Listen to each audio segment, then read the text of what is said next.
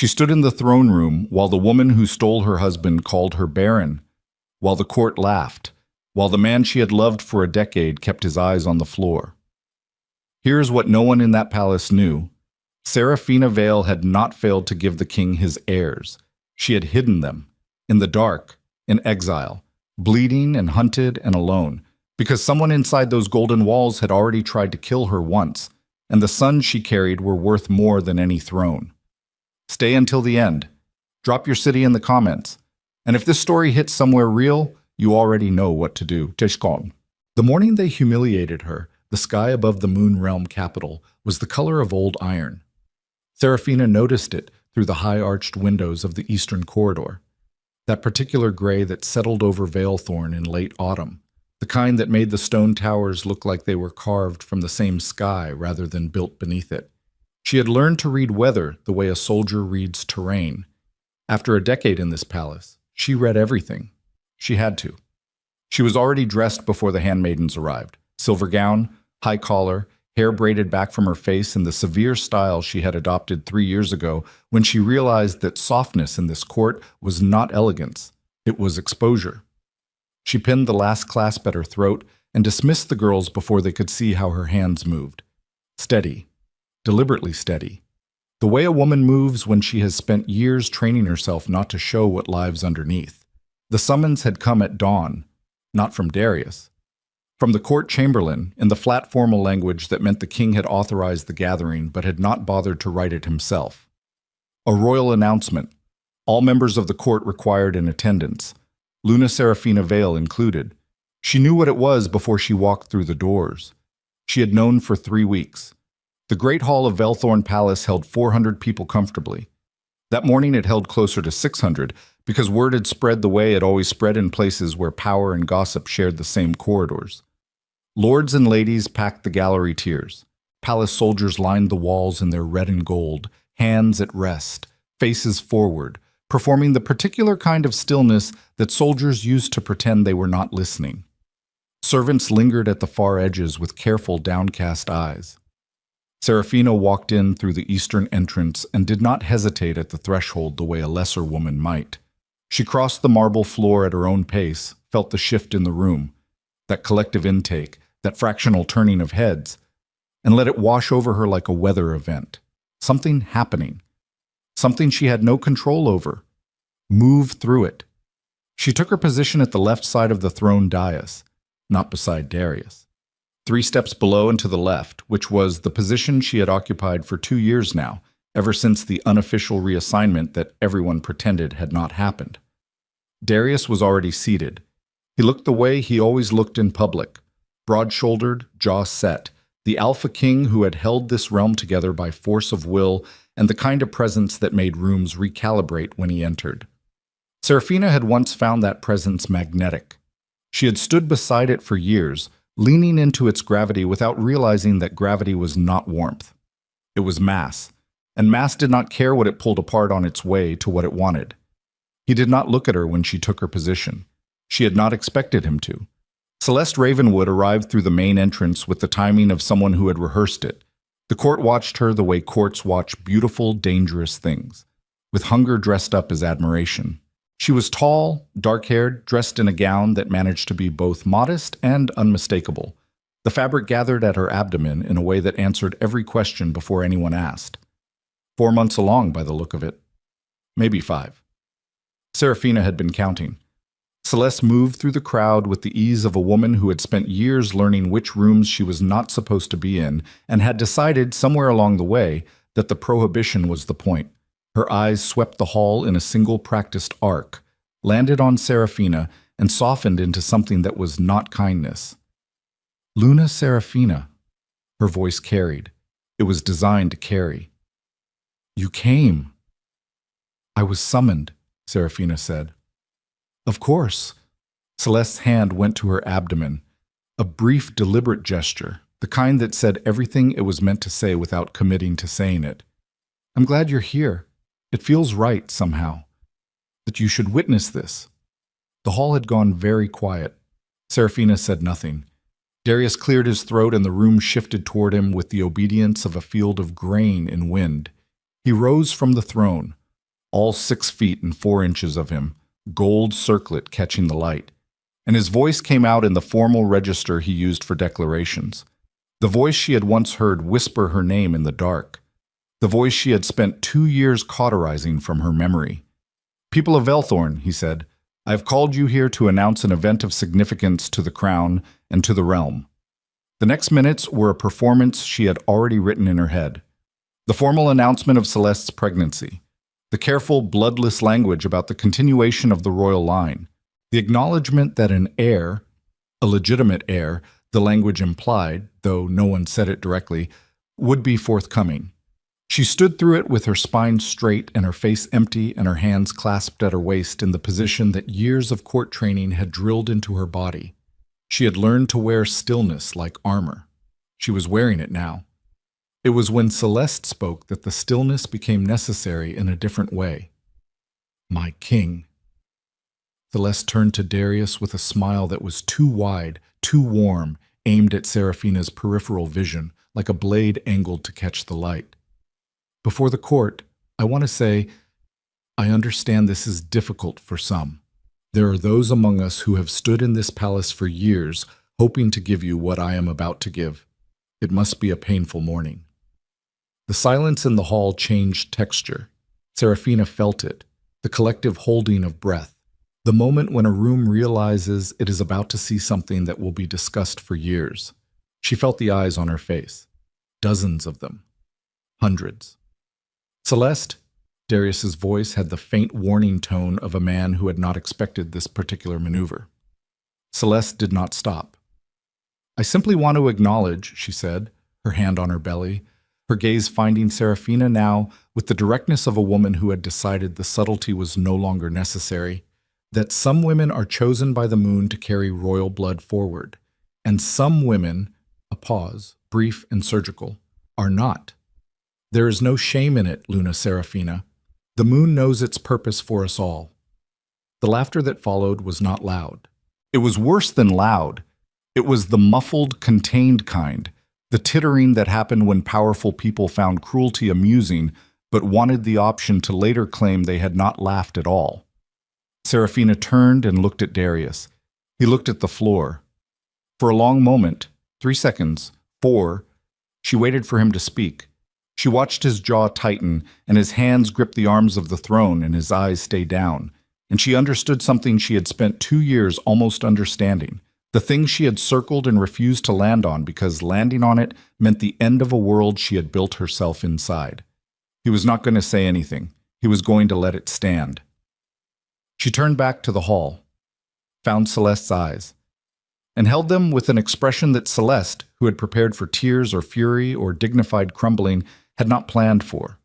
Something flat and ancient and entirely unbothered, the expression of a woman who had already been through a fire so much hotter than this room that the temperature here did not register as heat.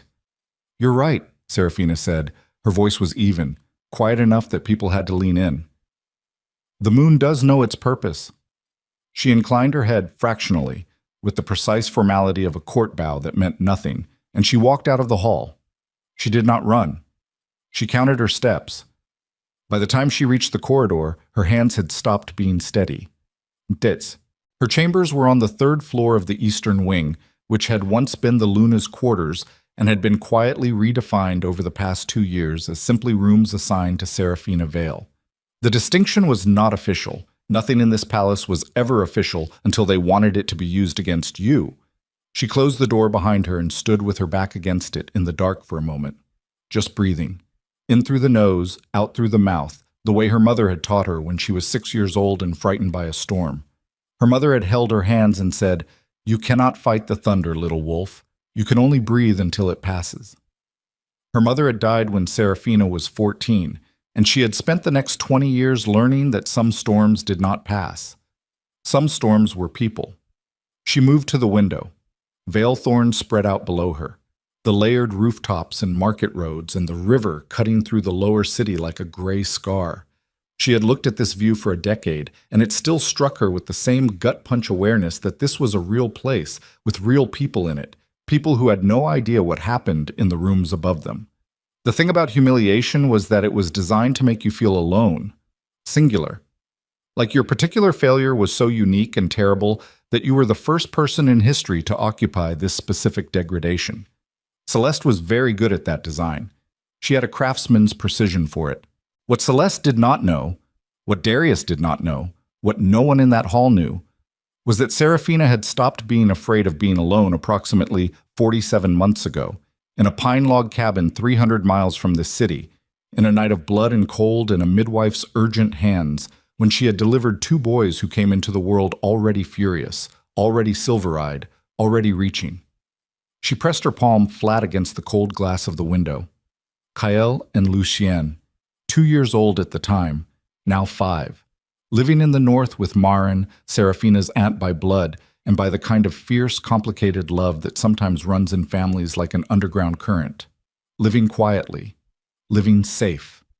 Living exactly as far from this palace as Serafina had been able to get them after the assassin's blade had opened her side in the 4th month of her pregnancy, and she had understood, with the cold clarity of blood loss, that someone inside Veilthorn's walls wanted her sons dead before they breathed their first air. She had never been able to prove it. She had not needed to prove it to know it was true. The knock at her door came 20 minutes later. She had expected it. She moved away from the window and sat in the high-backed chair near the fire, which she had lit herself because her hands needed something to do, and called out for them to enter.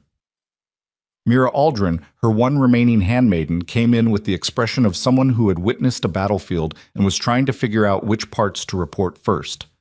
Mira was 42, broad-shouldered, with the dark skin and close-cropped hair of the western provinces, and a face that did not waste itself on expressions it had not earned. She had served Serafina for 8 years. She was the closest thing to a witness that Serafina trusted in this building. "You need to eat something," Mira said, because she always led with the practical when she was most alarmed. "I'm not hungry." "I didn't ask if you were hungry." Mira set a tray on the side table with more force than necessary. "What are you going to do?" Serafina looked at the fire. "Nothing," she said. Mira's silence was its own kind of speech. "There's nothing to do," Serafina said. "He's made his choice.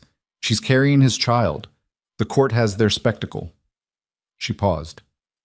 "It's done. She humiliated you in front of 600 people." "Yes. And he—" "Yes." The word cut it off. Clean. Final. Mira sat down on the footstool across from her with the familiarity of a woman who had stopped being a servant and become something else somewhere around year 3. She looked at Serafina with the kind of directness that Serafina had learned to read as the only kind of honesty left in this palace.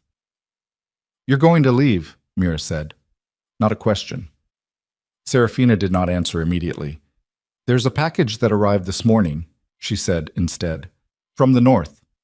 Mira stiffened. "A letter from Marin." Serafina reached into the fold of her gown and produced it. A single sheet of rough fibered paper folded into thirds, sealed with a smear of pine resin rather than wax because Marin had never owned a seal and had never found that worth addressing. "Kael has started shaping. His eyes go silver when he's angry." The fire cracked between them. "He's 5, Mira said carefully. "He's 5 and he's already shaping. Lucian hasn't started yet, but Marin thinks it's close." Serafina turned the letter over in her hands. "They're getting too big for the cabin. Too noticeable. A 5-year-old boy with silver eyes who can crack pine wood with his bare hands is not the kind of child you keep hidden in a northern village for very much longer. So you need to move them." "I need to move them." Serafina stood up. The decision had been made, she realized. Not in this moment. It had been made weeks ago, maybe months ago, the slow gathering of inevitability that sometimes passed for choice. "And when I move them, I cannot keep them hidden the way I've been hiding them. They're too old. Someone will see them. Someone will ask questions. And when they do—" She stopped. "When they do," Mira said quietly, "someone is going to recognize the bloodline. The silver eyes are a marker. The texts on it are in the palace archives. Anyone with access to the lineage records who sees those boys will know within 5 minutes what bloodline they carry." Serafina folded the letter back up. "Including the people who tried to kill them before they were born." The fire had died down to low coals. The room was getting cold. Then what do you do? Mira asked. Serafina looked at the window. At Valethorn spread out in its autumn gray, its towers and smoke, and the ordinary weight of a city that did not know what was coming. I stop hiding, she said. She spent the next 3 days appearing normal. This was its own kind of brutality, the performance of continuity in a place that had just publicly discarded you. She attended the morning court gatherings that were optional and therefore mandatory for anyone who understood the politics of absence.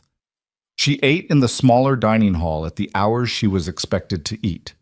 She spoke to the people who spoke to her, which was fewer than before, because courts are exquisitely sensitive to changes in the distribution of power, and the people who had been merely polite to her were now merely distant. She cataloged everything she did, noticed, heard. She had been doing this for 2 years. She had notebooks, hidden in the false floor of her clothes chest, full of dates and names and fragments of overheard conversation that she had never been sure she would use. Documentation of small cruelties and larger discrepancies. Supply shipments that did not match the ledger figures. Council decisions that appeared in the record with different language than she had heard spoken in the room. Correspondence between members of the inner circle that she had access to because she still held, technically, the title of Luna, which entitled her to certain administrative communications that no one had thought to revoke. On the second day, she went to the palace archive. The archive at Valethorn was housed in the northern tower, 5 floors of documented history, letters, bloodline records, military reports, treaty copies, and the kind of institutional memory that empires accumulate before they start to believe they are permanent.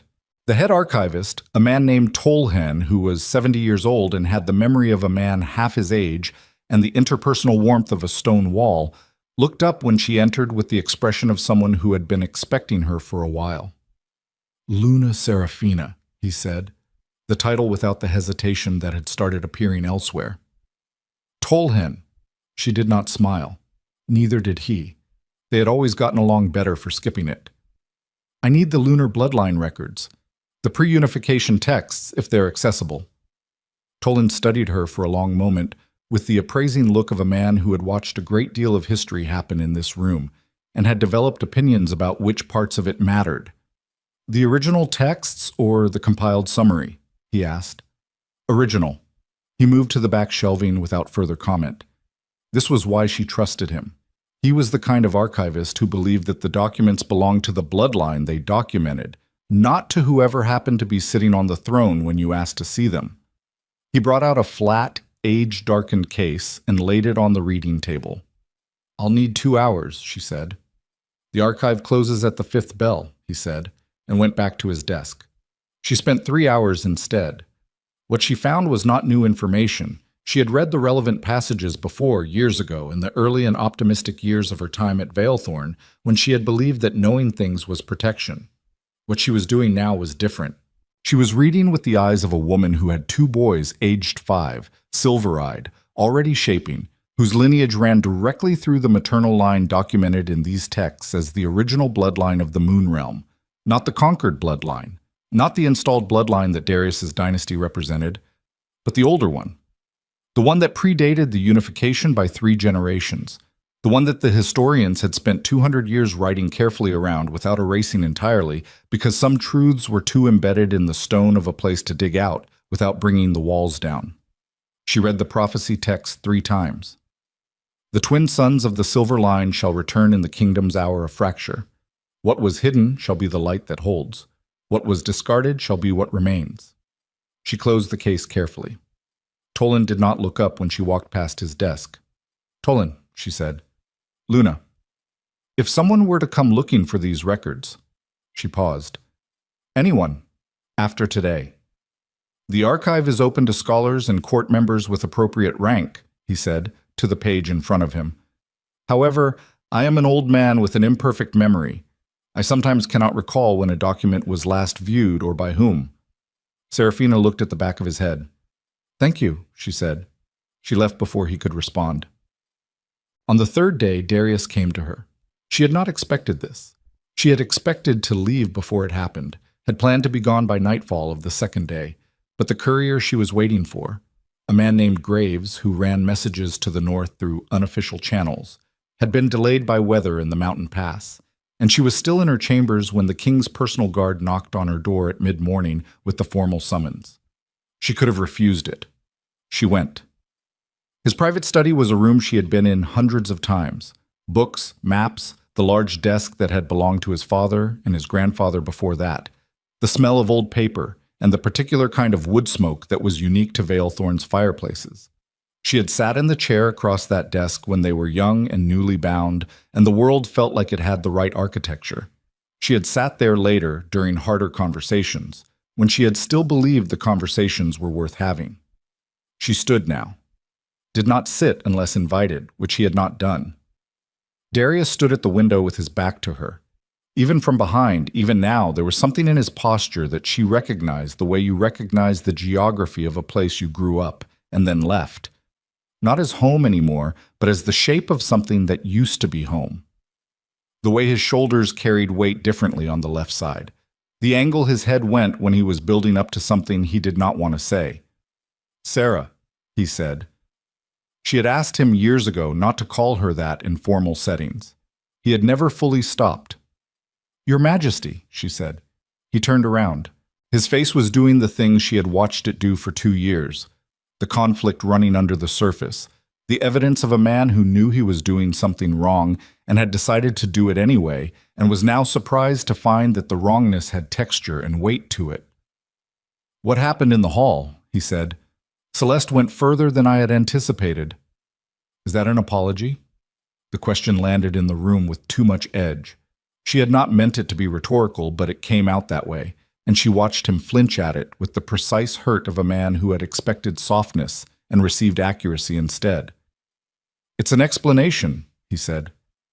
"She is—" He stopped, ran a hand through his hair. "The situation is complicated." "The situation," Seraphina said, "is that your mistress called me Baron in front of 600 people and you watched it happen." "I didn't—" "You watched it happen," she said again quietly. "Darius, I am not asking you to have chosen differently. I understand what you chose and why you chose it, and I have spent 2 years watching you choose it in smaller ways every single day. I am not here to argue about the choosing." She paused. "I need to know if you authorized it." Something shifted in his face. "The public announcement," she said. "Celeste's comments specifically, whether that was planned or whether she surprised you." "She surprised me," he said. The words had the weight of truth on them. She had learned his tells over a decade, and the voice he used when he was telling the truth had a flatness to it, a lack of performance. "I did not know she was going to say what she said." "But you didn't stop her." A long silence. "No," he said. "I didn't." Seraphina looked at him for a moment, at the king she had loved, the man she had believed in, the absence where the person she had built a life toward used to be. The fire in his study was the same kind of fire as the one in her room, the same pale winter light, the same cold creeping in at the window edges. It occurred to her that she was seeing this room for the last time, and she had known it when she walked through the door, and she had come anyway, had wanted one last clear look at him, at the exact shape of the thing she was walking away from. "All right," she said. "Seraphina, I said all right." She turned toward the door. "I'll be out of the palace by tomorrow." "That's not—" His voice cracked slightly, which was the first human sound he had made since she walked in. "I'm not asking you to leave." "I know you're not." She stopped at the door with her hand on the frame and did not turn around, because she did not want to see his face when she said the next part. "But you're not asking me to stay either. You haven't asked me to stay in a very long time, Darius, and I've spent a very long time waiting for you to." She left. She did not let herself feel it until she was 3 corridors away, in an alcove behind the eastern stairwell, where no one went at mid-morning, and then she pressed her back against the cold stone and breathed through it for 60 seconds. The grief, the anger, the enormous and complicated weight of a decade ending. She gave it 60 seconds because grief was real and deserved its 60 seconds, and then she straightened her spine and started walking toward her chambers to pack what she was going to take and burn what she was not. Graves arrived at the servants' entrance of the eastern wing at 3 in the morning. He was a rangy, weather-beaten man of indeterminate age, With the kind of face that had been outside in bad weather for so long, it had accepted the elements as permanent and arranged itself accordingly. He smelled of pine and horse and the cold mountain air of the northern pass. He did not speak when she opened the door. He handed her a folded cloth pouch containing 2 items, a note in Marin's hand and a single object wrapped in rough cotton. The object was a wolf's tooth, small enough to be juvenile, worn smooth at the blunt end. Kael's milk tooth. He had lost it 3 weeks ago, apparently, and had asked Marin very specifically to send it to his mother. Serafina held it in her closed fist for a moment. Graves watched her with the flat patience of a man paid to wait. "I'm ready," she said. They had her out of the palace through the southern drainage passage, a route she had identified 18 months ago and never used, the kind of thing you locate and catalog against the day you need it and hope, quietly and without much conviction, that the day never comes. She took 1 bag, the notebooks, the documents, 3 letters, the clothes on her back and the writing gear folded in the bag's bottom. She did not look back at the palace, not because she did not want to, because she did, and looking would make the wanting worse, and there was nothing behind her now worth the cost of turning around. The north took 3 weeks to reach by the roads she and Graves traveled, secondary routes, sparse populated, the kind of territory that empires claimed on maps and governed in theory. She had money from her private accounts, enough for lodgings and horses, and the particular kind of invisibility that money purchased in provincial towns if you did not spend it showily. She wore plain riding clothes and kept her hair unbound, and she was, to any inn or road checkpoint they passed, a woman traveling north for family reasons, which was both true and the most uninteresting story available. She had 3 weeks to think. She thought about the archived texts and the prophecy language and the timeline of everything that had happened in Valethorn over the past 2 years, the slow decay of the infrastructure that she had watched from her eroded position in court, the supply discrepancies, the council appointments that had shifted the inner circle toward men she had never trusted, the border tensions that the official reports described as minor and that the unofficial reports she had no business reading described as something significantly larger. She thought about Celeste Ravenwood's ambitions, which had always been more systematic than they appeared.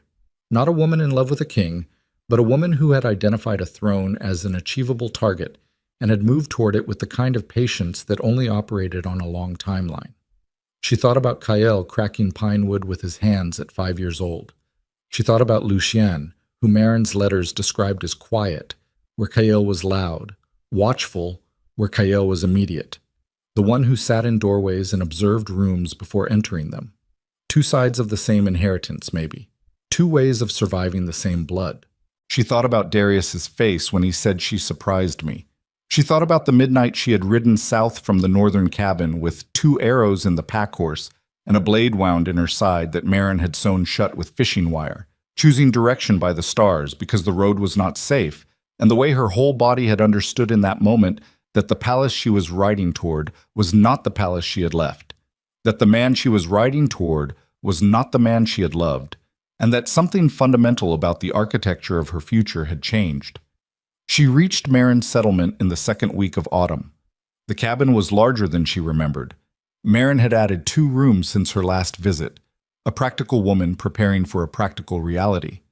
The property sat at the edge of a mixed pine and hardwood forest, backed against a low ridge, surrounded by the kind of silence that cities had trained Serafina to distrust, and that she had slowly, over the years of these visits, learned to understand as safety.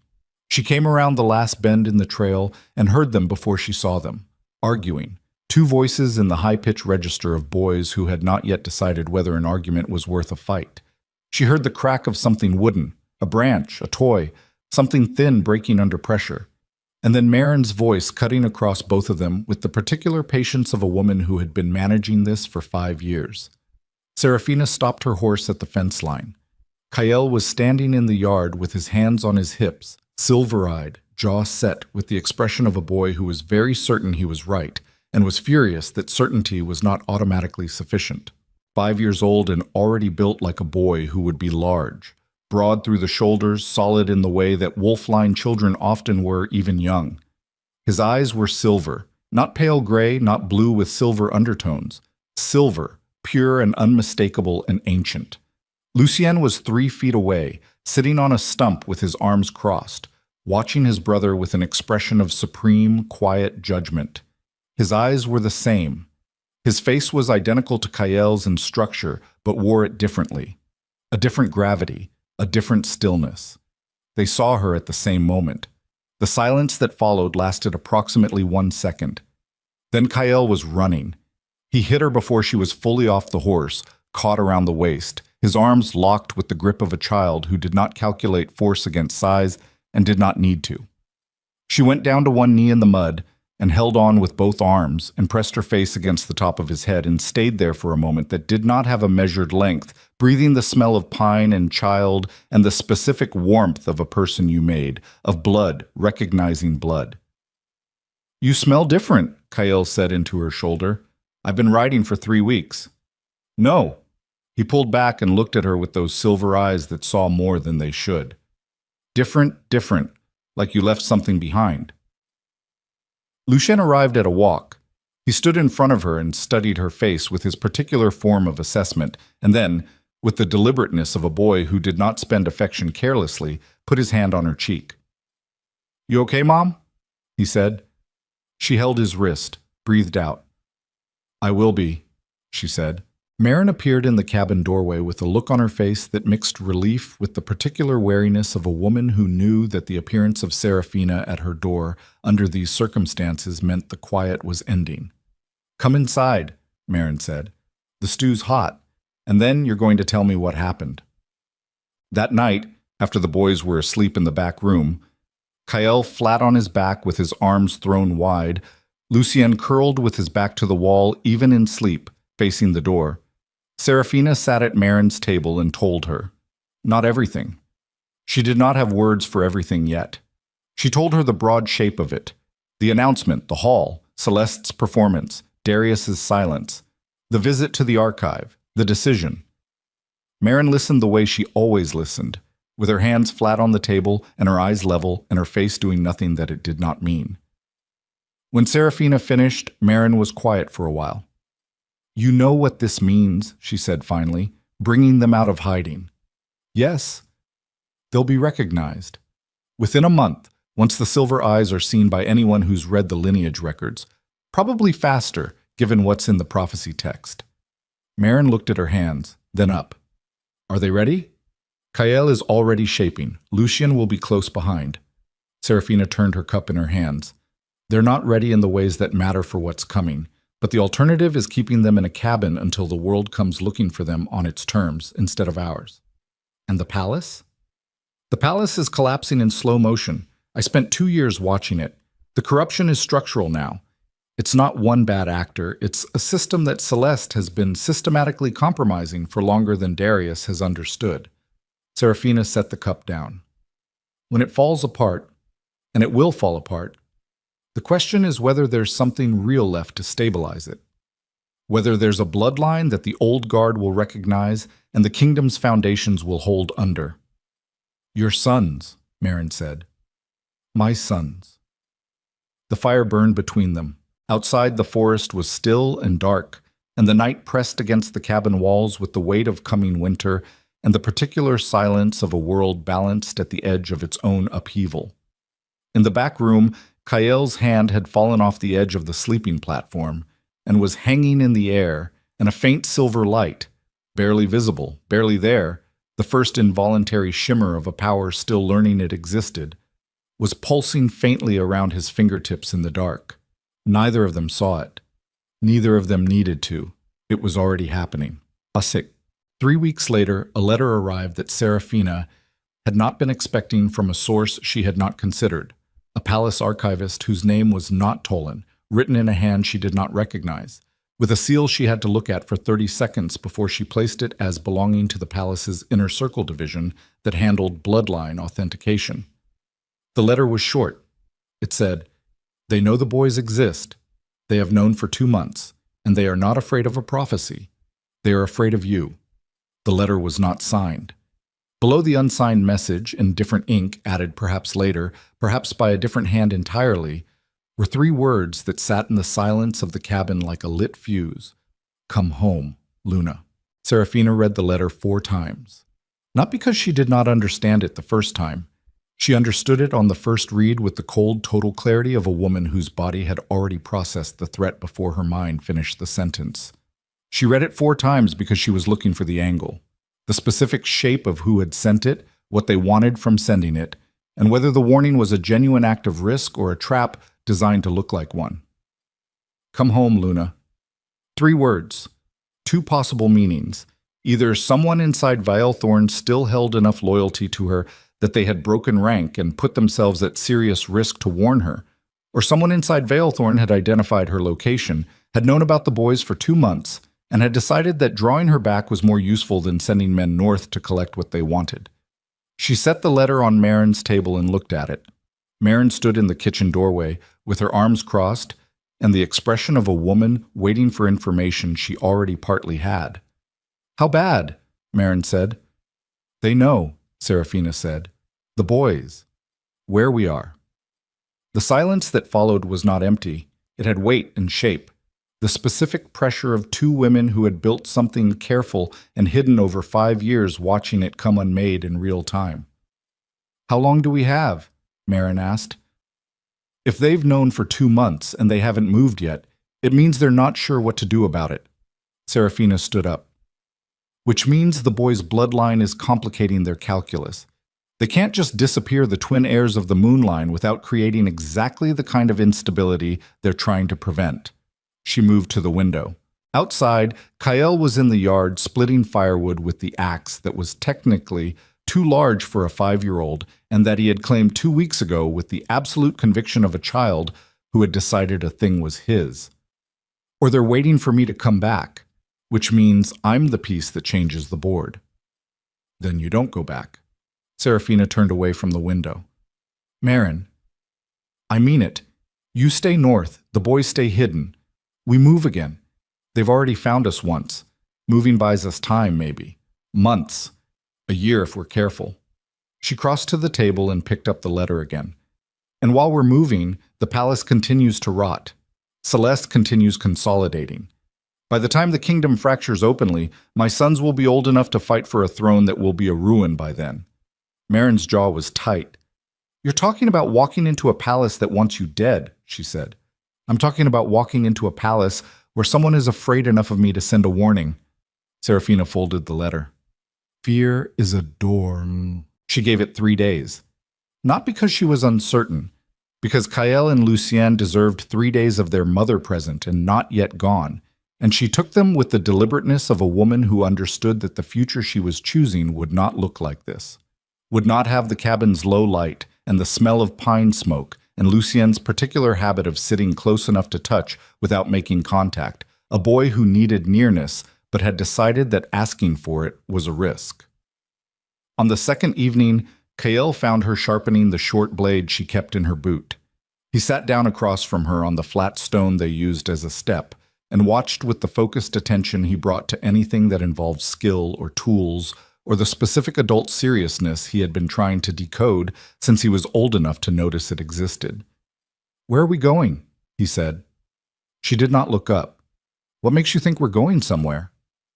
You have that face, he said, like you're deciding things, but the deciding's already done. She looked up at him then.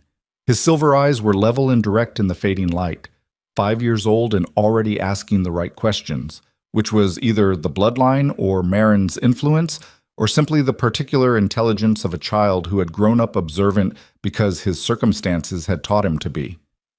South, she said. How far south? She held his gaze.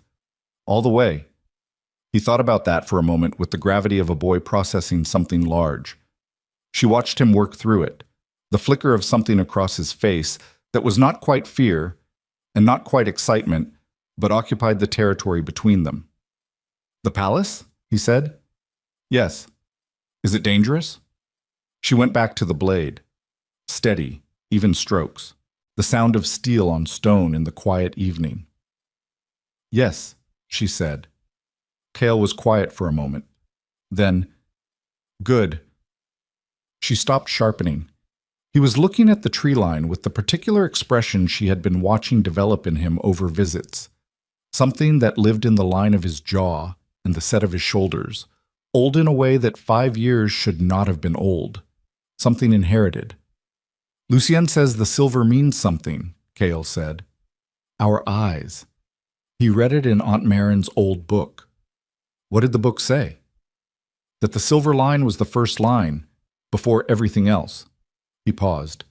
He said it means we have to go back someday. Serafina set the blade across her knee and looked at her son. Your brother is right, she said. Kyle nodded once, with the finality of a boy who had been waiting for someone to confirm something he had already decided to believe. Then he got up and went inside to find Lucien, and Serafina sat on the stone in the cooling dark and breathed through the knot in her chest that was not quite fear and not quite grief, but was the precise and particular weight of a decision made in full knowledge of what it cost. She left at dawn on the third day. Marin stood at the fence line in the cold morning with her hands around a cup and her face doing everything she would not say. Lucien had cried briefly and then stopped, pressing the back of his hand to his face with the specific self-consciousness of a boy who had decided tears were something to manage. Kyle had not cried. He had gripped her hand until the last moment and then let go with the deliberateness of a boy practicing something. Marin, Serafina said at the gate, if I'm not back in 2 months— I know what to do, Marin said. Move them north of the ridge. There are people there who knew my mother. They'll— Serafina, Marin's voice was flat. I have kept those boys alive for 5 years. I know what to do. A beat. I know you do, Serafina said. She rode south. She reached Vilethorn in 19 days, faster than the northern journey because she was alone and chose roads that were direct rather than careful. She came into the capital through the eastern market gate at mid-morning, ordinary clothed, on a horse that looked like 100 other horses, and she moved through the morning crowd of the lower city with the practiced invisibility of a woman who had spent 3 weeks learning to look like she belonged to whatever landscape she was passing through. The city had changed. She felt it before she could have articulated it. The specific difference between a city with tension in its normal rhythms and a city where the tension had become the rhythm. The market stalls were thinner than she remembered. The crowd moved with an undercurrent of wariness that showed in the peripheral vision, in the way people's eyes tracked the city guard patrols that passed with more frequency than she had seen before. 2 years ago, the lower city had been loud with ordinary commerce and argument and the specific noise of a population that felt reasonably secure in its own daily life. What she heard now was quieter and faster, the sound of people who had learned to finish their business and get off the street. She found the man she was looking for in the back room of a tanner's shop near the river market. His name was Aldous Crane, and he had been, for 12 years, one of the city's most effective information brokers, a service he conducted behind the thoroughly adequate cover of a mid-level leather merchant who had no remarkable characteristics and attracted no attention, which was exactly the point. She had used him 3 times before, always through graves, always maintaining enough distance that the connection could not be made. She was sitting across from him now without graves and without distance, and she watched his face process the development with the careful neutrality of a man who had survived a long career by keeping his reactions from showing until he knew where the risk was pointing. Luna Serafina, he said, this is unexpected. I need everything you have on the inner circle since I left, she said. Specifically anything touching Celeste Ravenwood, the council appointments from the last 6 months, and the border situation in the east. Aldous looked at her for a moment with the assessing quiet of a man recalibrating. That's 3 separate threads, he said. The inner circle material is sensitive right now. 2 of my sources inside the palace went quiet in the last month. Went quiet how? Transferred. Or possibly more than transferred. I haven't confirmed. He paused. Someone is cleaning house. Celeste's people. Almost certainly. There's been a reorganization of palace staff that officially looks like an efficiency restructuring and unofficially looks like removing anyone with loyalty to the previous administration. He met her eyes. To you, specifically. Anyone who served under the Luna's household or reported to you through official channels. Serafina's hands were flat on the table. She kept them flat. The border situation, she said. The Eastern commanders sent a formal request for reinforcements 6 weeks ago. The request was processed by the council and assigned a review timeline of— Aldous paused, the slight hesitation of a man choosing his words for effect. 90 days. 90 days for a reinforcement request from the eastern border. The eastern commander sent a second request 12 days later, marked urgent. That request was recorded as received and has not received a response. The room had the smell of tanned leather and oil and the particular close darkness of a space built for conversations that did not need windows. "Who sits on the council now?" Serafina said. Aldous listed them. She listened. 3 of the names she recognized as men who had been in peripheral positions during her time at Valethorn, not enemies, not allies, men who had always occupied the institutional middle ground that waited to see which direction power was pointing before committing to a direction themselves.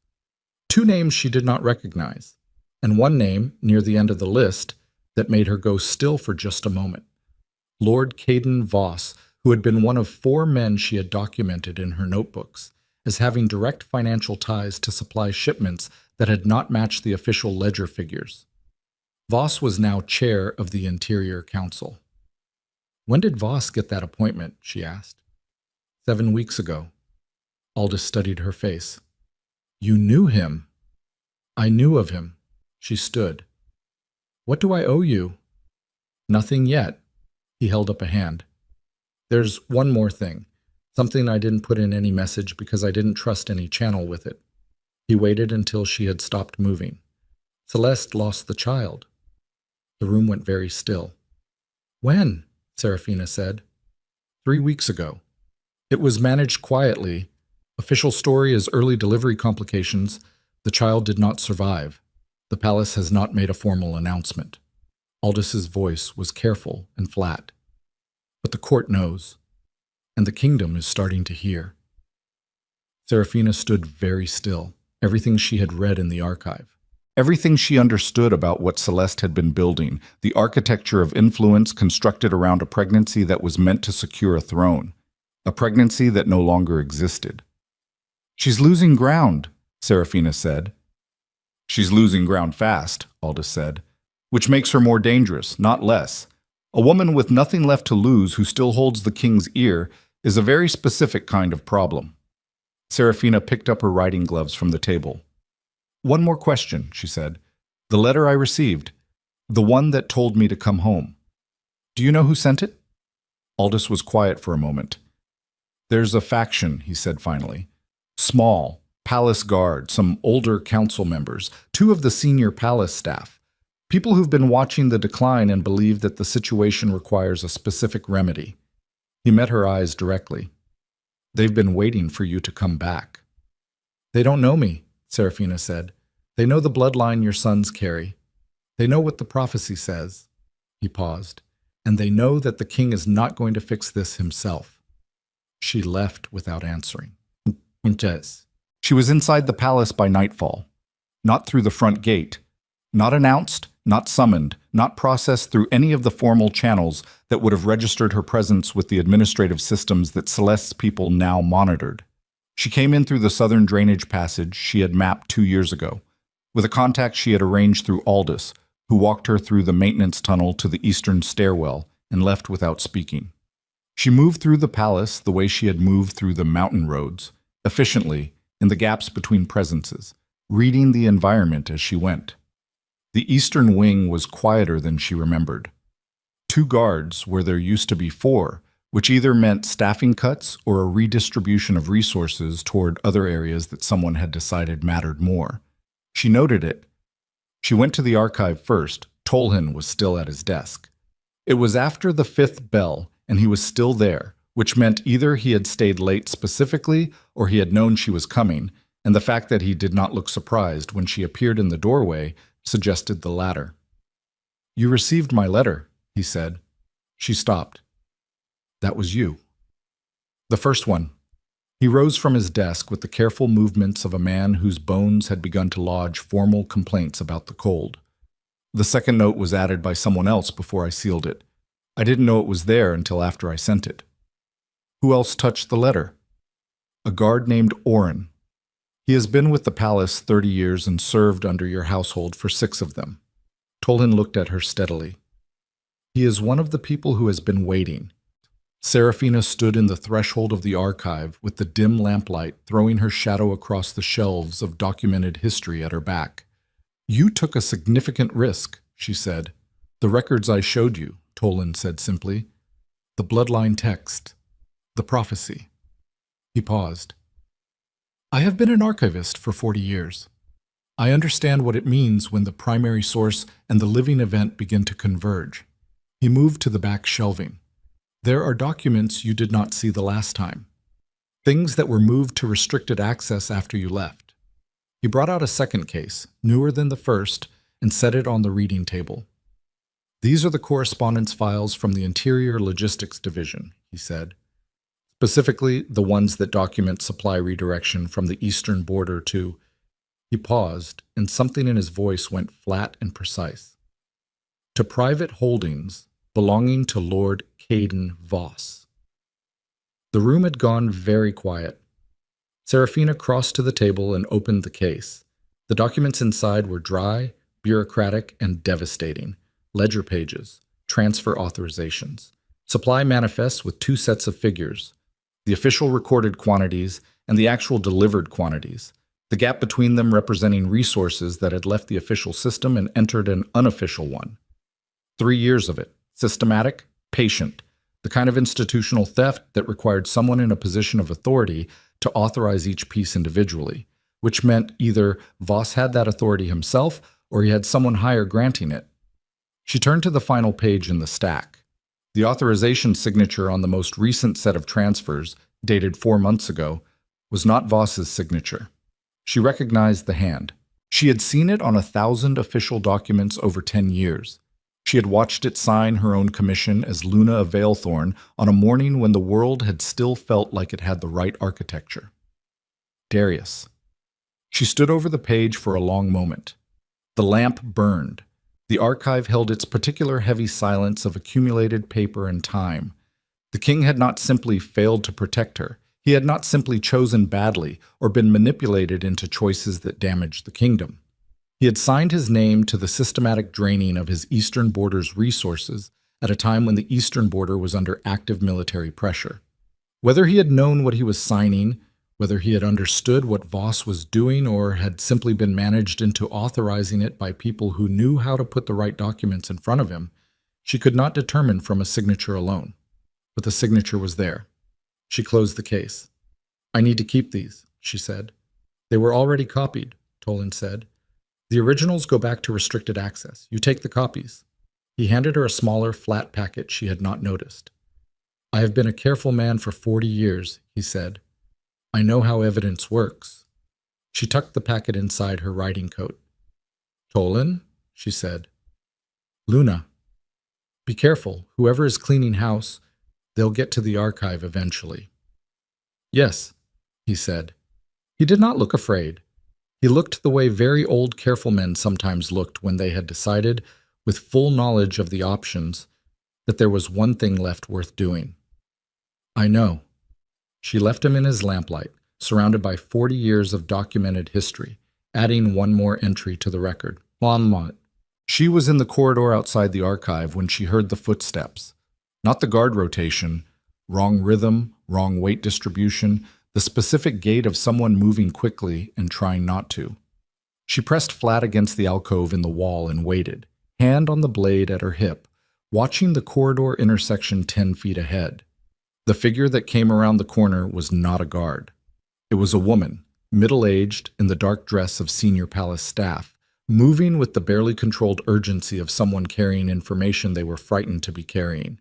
She came around the corner and pulled up short at the sight of Serafina emerging from the alcove, and for a moment they looked at each other in the dim corridor light with the mutual assessment of 2 people determining whether the other was a threat.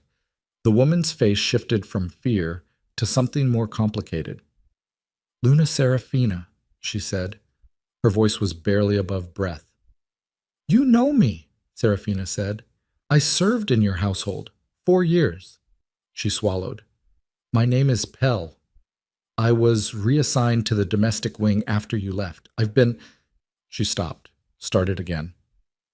I need to tell you something. Something that changes everything you think you know about why they want you back here.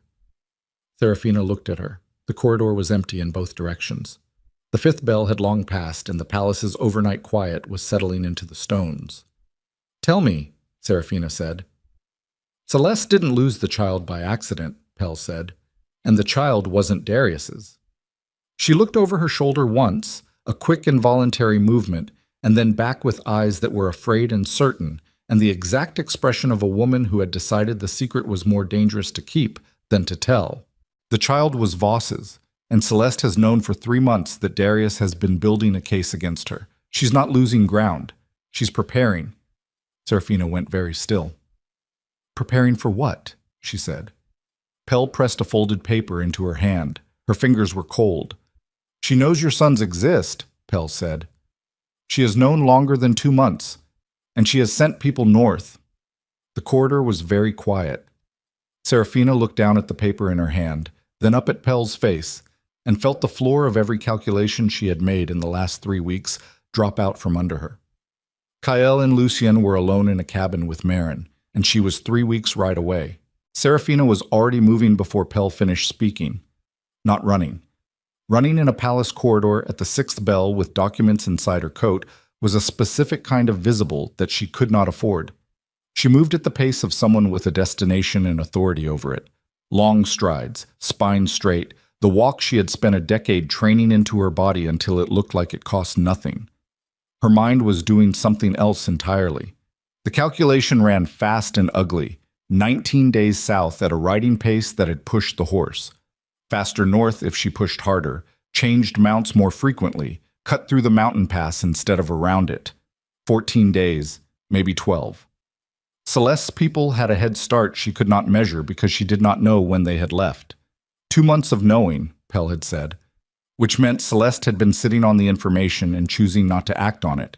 And the fact that she was acting on it now, tonight, while Serafina was inside these walls meant the timing was deliberate. It meant someone had told Celeste she was here. She stopped at the corridor intersection and pressed herself flat against the stone, breathing steady, running names. Aldous, Graves, Tolhin, Pell herself. The contact who had walked her through the maintenance tunnel. The faction of palace guards and staff who had been waiting for her return.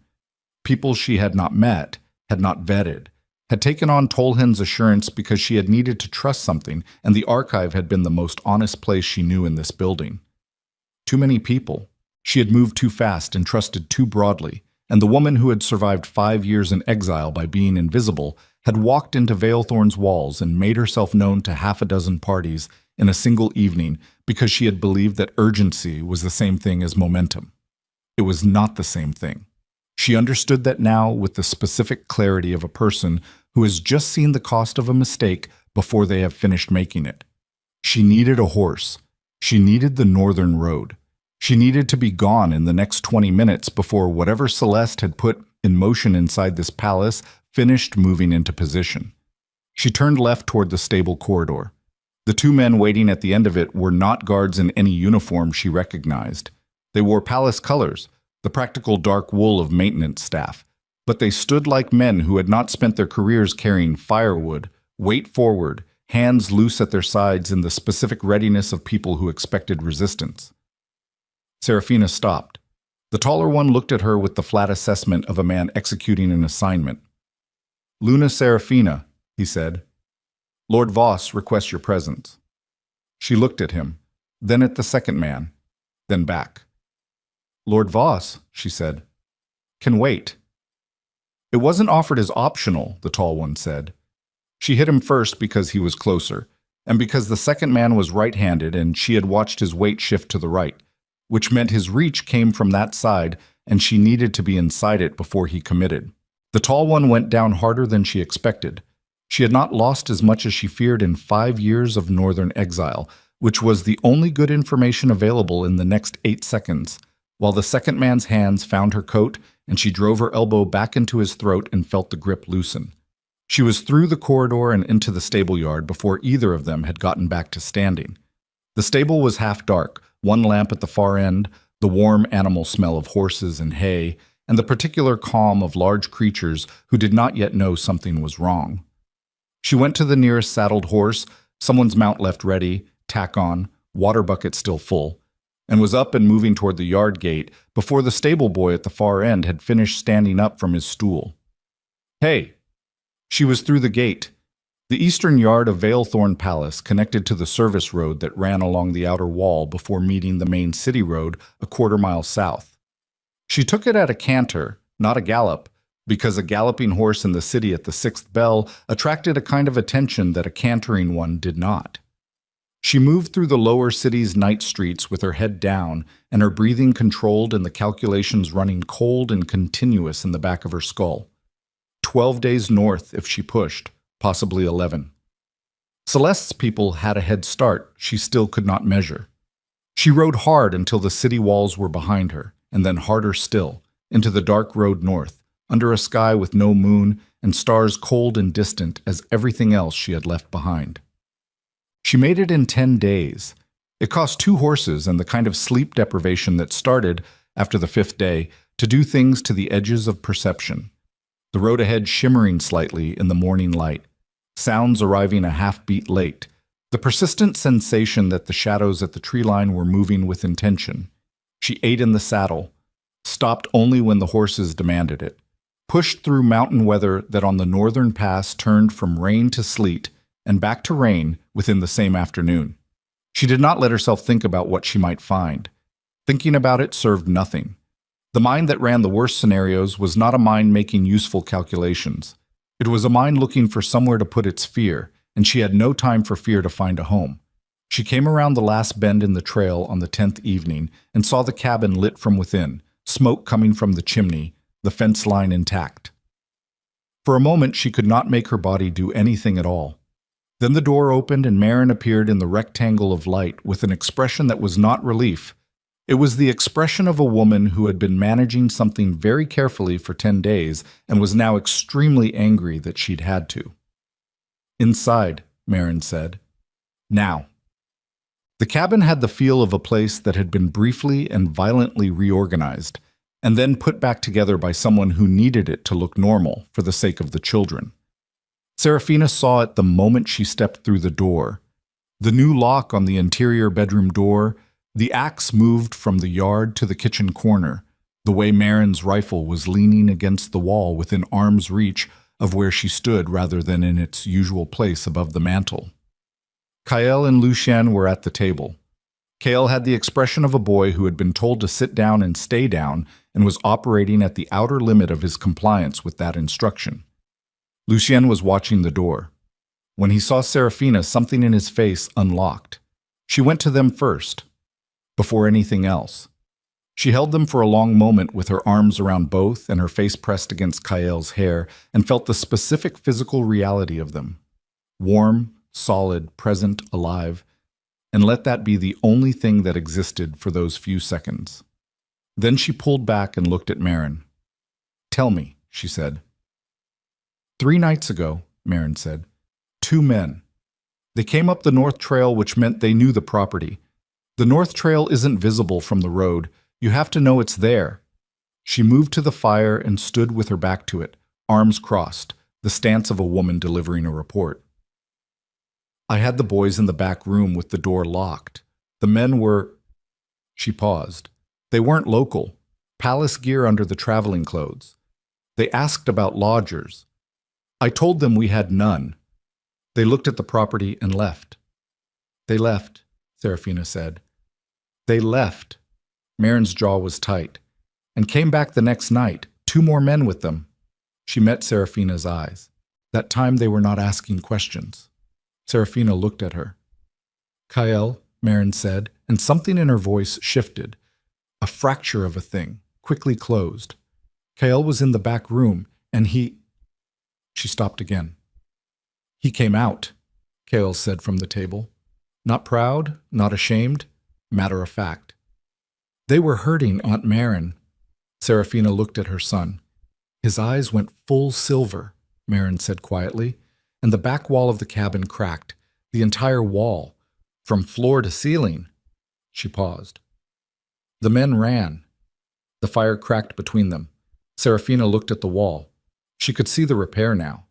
New plaster, lighter than the surrounding stone, the repair so recent it hadn't dried fully. She looked at Kael, who was watching her with the expression of a boy waiting to find out if he had done something wrong. "You did right," she said. He let out a breath he had been holding for 3 days. "But we cannot stay here," Serafina said. "Not another week. They'll come back with more people, and they'll come in daylight and in numbers because now they know what they're dealing with." She turned to Marin. "Are you hurt?" "I'm fine." "Marin." "I said I'm fine."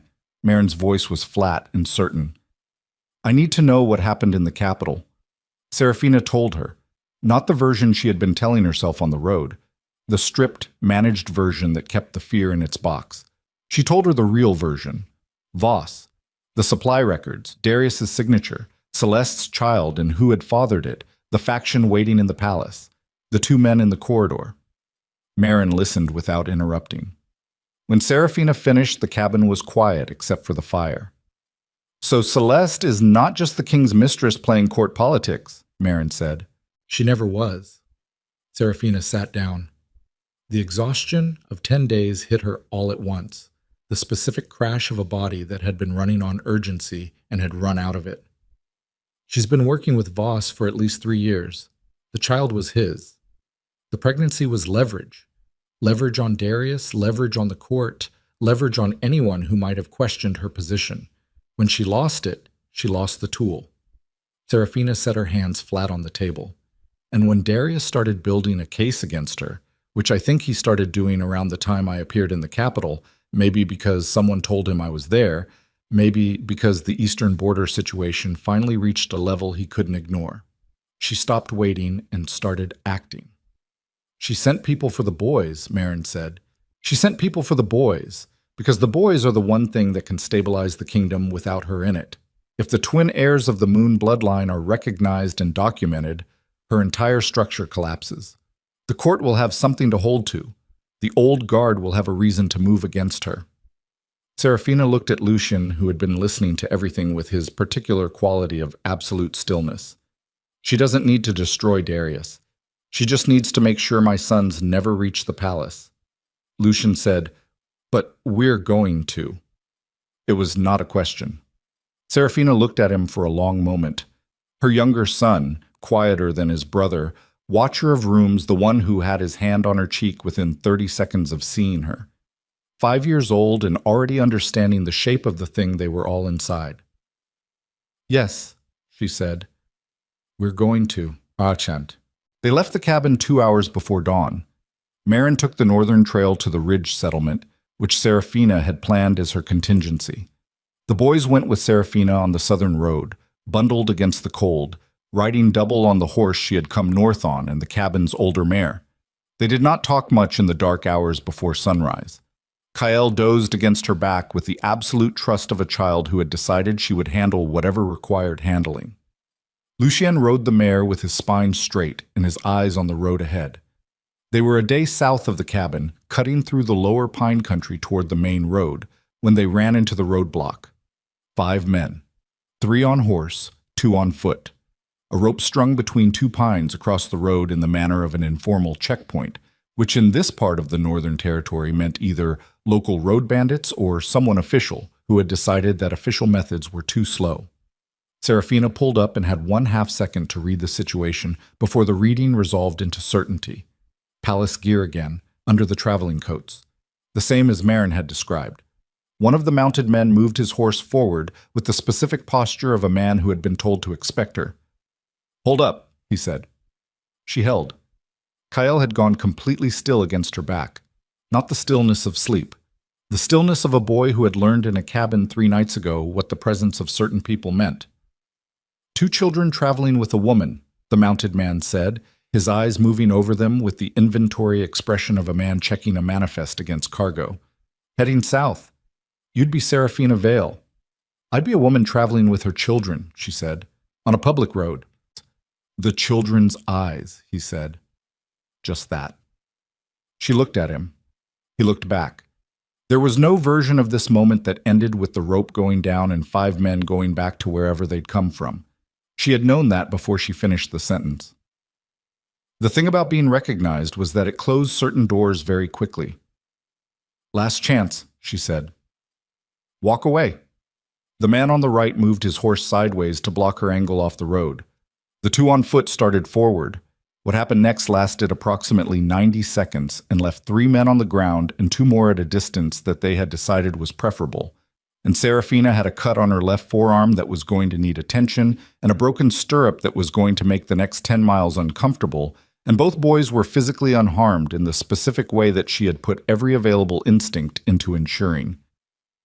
When it was over, Kael slid off the horse and stood in the road looking at the men on the ground with an expression she had never seen on his face before. Not a child's expression. Something older, something that had been watching from behind his eyes and had now stepped forward. "They were going to take us," he said. "Yes," Serafina said. "To her." "Yes." He looked at his hands. Something flickered around them. That silver light she had not yet seen directly, but had been hearing about for 3 weeks, faint and involuntary, the specific luminescence of a power that had not yet learned to stay contained. "Kael," she said. He looked up. "Get back on the horse," she said, not harshly. Steady. The voice she had learned to use with him, the one that was not asking. He got back on.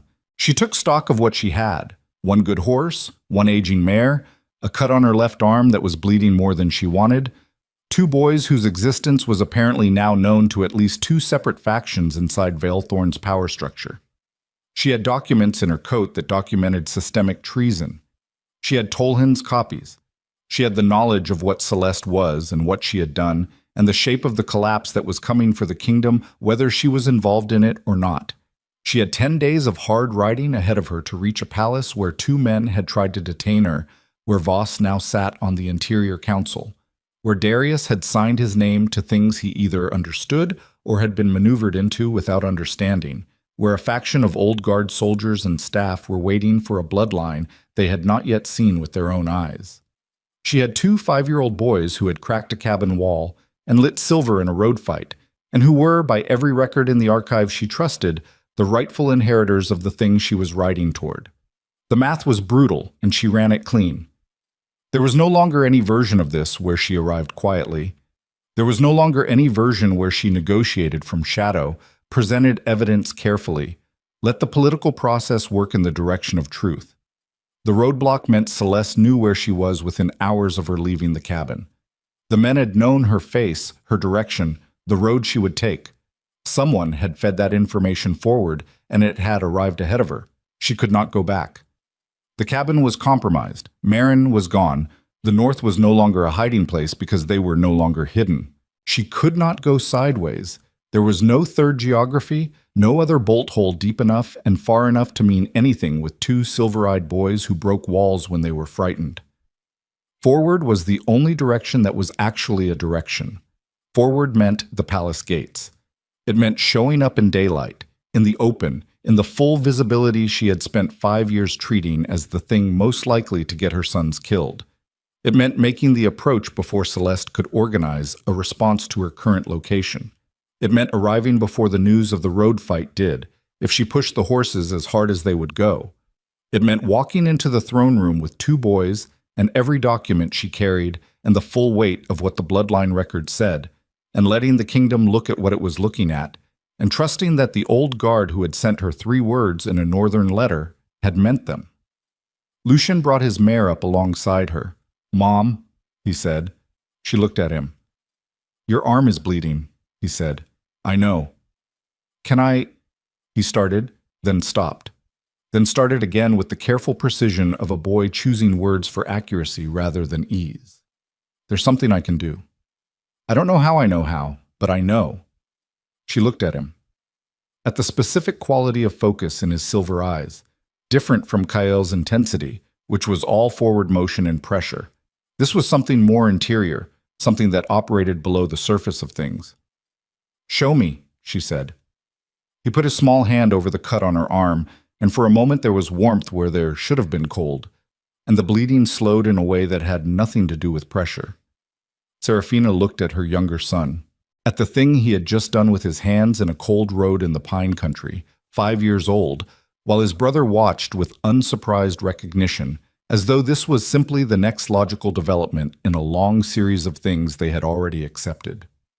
She thought about the palace, about the archive, about the prophecy language she had read in a lamplight room that said, "What was hidden shall be the light that holds."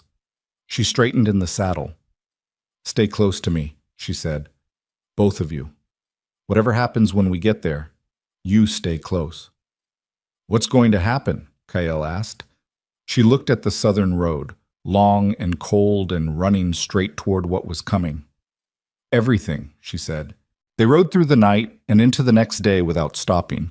Serafina set the pace, and the horses matched it, and the boys did not complain, which told her more about what they understood than anything they could have said. Kyle rode with his jaw set and his eyes forward, tracking the road the way she had taught herself to track it, reading the distances, the tree lines, the places where the terrain changed, and with it the nature of what could be waiting. Lucien rode quieter, internal, his hand occasionally finding her arm where the cut was healing faster than it should have. She thought about that, about what it meant that her 5-year-old son could slow bleeding with his hands, about the specific quality of light that moved through his fingers when he focused, about the way Kael's power expressed outward in force while Lucien's moved inward in repair. Two sides of the same bloodline finding their form in two different directions. She had read the lineage text closely enough to understand that this was not accident. The old records described it exactly, the twin expression of the silver line, one to break, one to hold. She had not allowed herself to fully understand what that meant until she watched her son put his hand on her arm in a northern road and she felt the warmth. It meant they were not just her children, they were the thing the prophecy had described, not as metaphor, not as the kind of ancient language that courts like to read as flexible, but as precise and literal documentation of what these two boys were made to do. The weight of that settled into her spine like iron. She had been riding south to save them. She was still riding south to save them. But she understood now, with the cold completeness of a woman who had stopped managing her own clarity, that saving them and using what they were had become the same direction, and the only question was whether she arrived at the palace before Celeste's people had moved the pieces into a position that made arrival irrelevant. She pushed the horses harder. On. They came through Valethorn's northern gate at mid-morning on the 9th day. Not the eastern market gate, not the service entrance, not any of the invisible approaches she had used 2 weeks ago when she had still believed that invisibility was a viable strategy.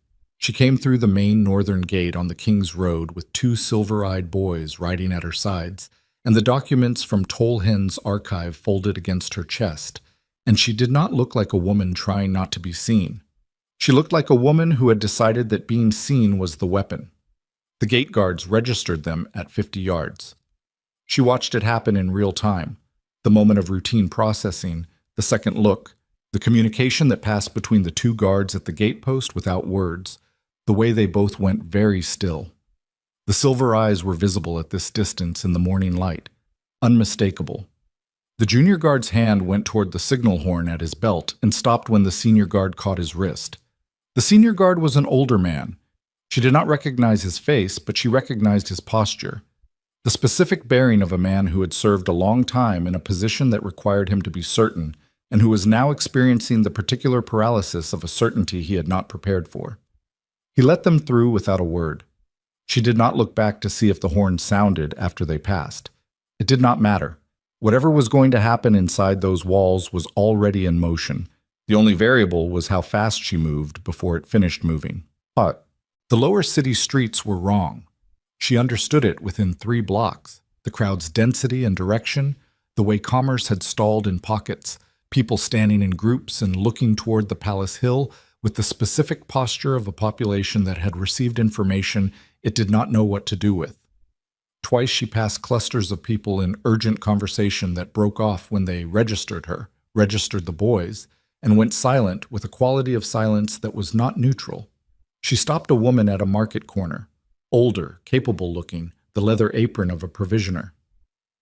"What's happened?" Serafina said.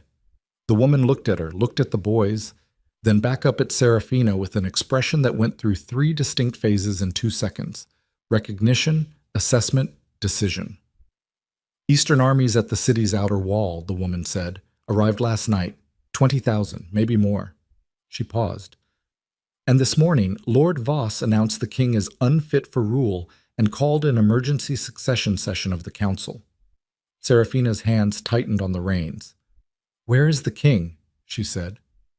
Palace, the woman said, as of this morning, but the council chamber is locked and Voss's men are at the outer palace gates.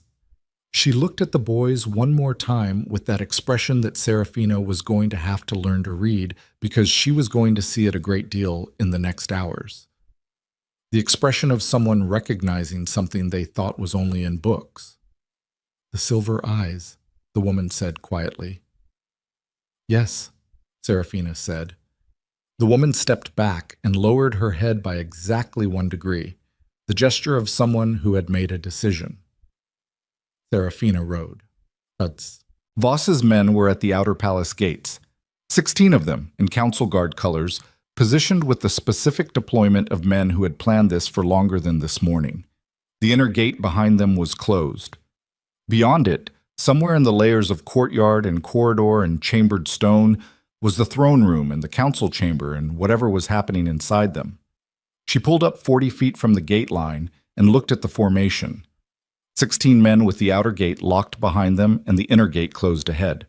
She had 2 horses, 2 boys, a knife, a short blade, documents, and the particular quality of absolute decision that settled into a person when they had eliminated every option except one. Kale spoke before she did. There are more on the right, he said. Behind the wall. I can feel them. She looked at him. You can feel them? She said. Their weight, he said. The ground. He frowned, uncertain of his own language. Like when you know someone's behind you before you hear them. She had spent a decade in court learning to read rooms. Her son had apparently inherited a more direct method. How many? She said. A lot. She looked back at the gate line. 16 she could see. More she could not. And behind the inner wall somewhere, a council session underway that was stripping the king of authority with or without legitimate grounds to do so, timed precisely with an Eastern army at the outer city wall that was either Celeste and Voss's invitation or their leverage, and possibly both. The gate captain had recognized her. He was standing with his jaw tight and his hand on his sword hilt and the specific look of a man who had been given orders to hold this position and was now confronting a situation his orders had not fully anticipated. Luna Seraphina, he said, this gate is closed by order of the Interior Council.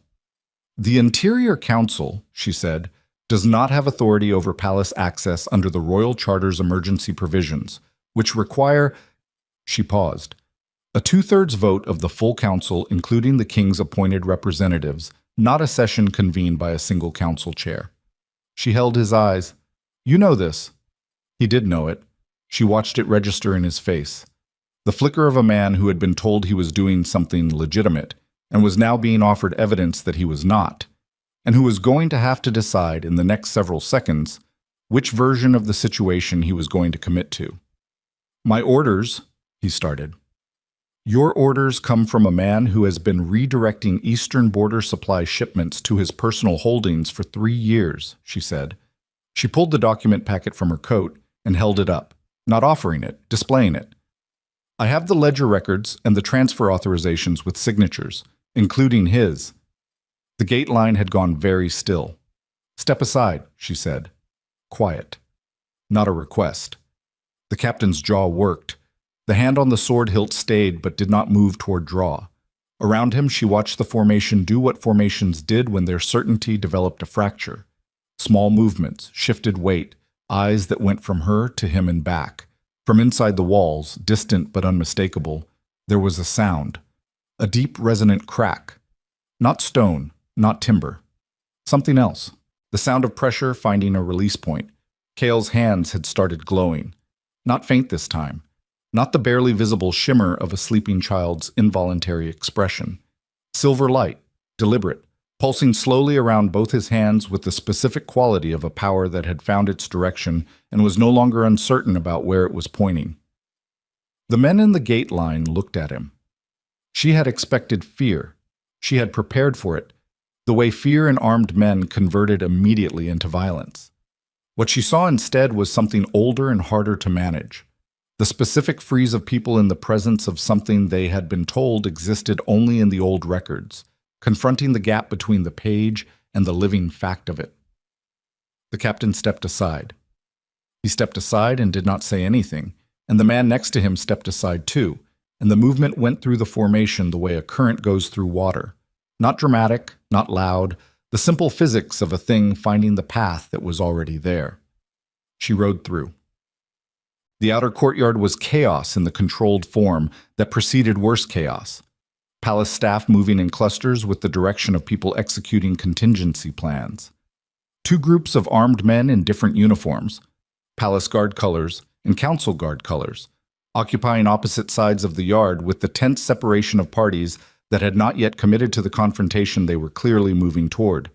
At the center of the yard, in the space between the two groups, stood Oren, 30 years of palace guard service on his frame like a second skeleton.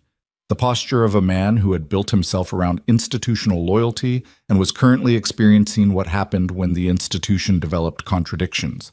He was older than she had imagined from the letter, white-haired, broad through the chest, with the kind of face that had been resolving hard situations for so long that hardness had become its resting expression.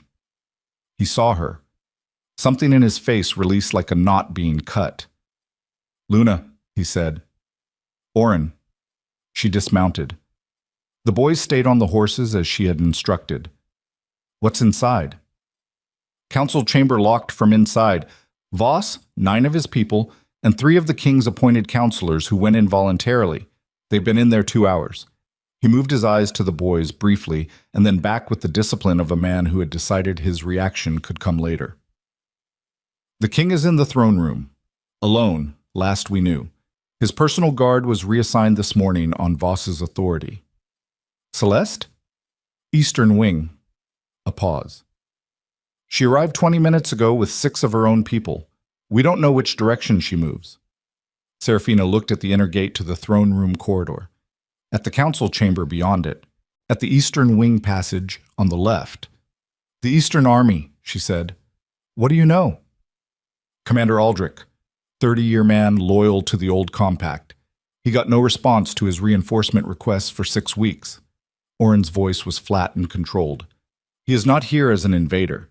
He is here because he received information from sources I believe Tolhin arranged that the kingdom's central authority had been compromised and the border was being stripped deliberately." He met her eyes. "He is waiting for a signal. He will not move without one. But if Voss completes the succession session and presents it to the city as a fait accompli, Aldrich's position becomes impossible," she said. "A commander who rode on the capital to preserve a king who has already been legally removed. Yes." She looked at the 2 groups of men in the courtyard, at Oren's face, at the weight of what was sitting in this yard like a loaded mechanism waiting for a hand. "How many of the palace guard are yours?" 43 committed. Another 20 who will move if they see which direction the committed ones go. Voss's people. 60, 70 inside the walls, more at the gate." He paused. "We are outgunned if this becomes a straight fight." "It's not going to be a straight fight," she said. She turned to the boys. Kale was watching the courtyard with his silver eyes moving across the scene with the same reading she had been doing. The groups, the positions, the vectors of movement. 5 years old, doing tactical assessment, and the fact that it disturbed her less than it should have was itself information about how far they had all traveled from the world she had tried to give them. "Stay close," she said. "Both of you. Whatever happens." "You said that before," Kyle said. "I mean it more now." She went to Darius first. Not because she had forgiven him, not because she needed him, because the document she carried required a witness of standing, and because whatever Darius was, and whatever he had failed to be, the succession session in the locked council chamber was using his authority as its object. An authority that was being taken from someone was still theirs until the taking was complete. The throne room was cold. He was standing at the window when she came in, the same posture as the last time she had seen him, back to the door, looking at the city, and for one disorienting moment the 2 scenes overlapped in her perception. The man at the window then, and the man at the window now, 6 weeks and a world apart. He turned. His face went through something complicated that she did not have time to untangle. Then his eyes moved to the boys. She watched it happen. The recognition, not of their faces, which he had never seen, but of their eyes. Silver, exact, unmistakable to anyone who had spent any time with the lineage records or the portraits in the archive's older holdings. She watched the understanding move through him with the specific devastation of a thing a person has been told is true, becoming real in a way that telling never managed. His throat moved. "They're mine," he said. It came out rough. "They're mine," she said. "They carry your bloodline. It's not the same thing." He looked at her, at the boys, at her again. The window light fell hard across his face and showed what 6 weeks had done to it. The specific aging of a man who had been dismantling the architecture of a bad decision, one structural piece at a time, and had gotten far enough in that process to see exactly how bad it was. "Sarah, not now," she said. "Voss is in the council chamber doing something that requires your signature to be legitimate and your presence to be challenged. I have documentation of supply diversion, 3 years of it, his signature and yours on the later authorizations." She set the packet on the throne room table. "I need to know if you signed those knowing what they were." The silence was very short. "No," he said. "You're certain?" "Voss managed the Eastern logistics through my office for 2 years. I signed what he brought me." His jaw was rigid. "I did not know what I was signing."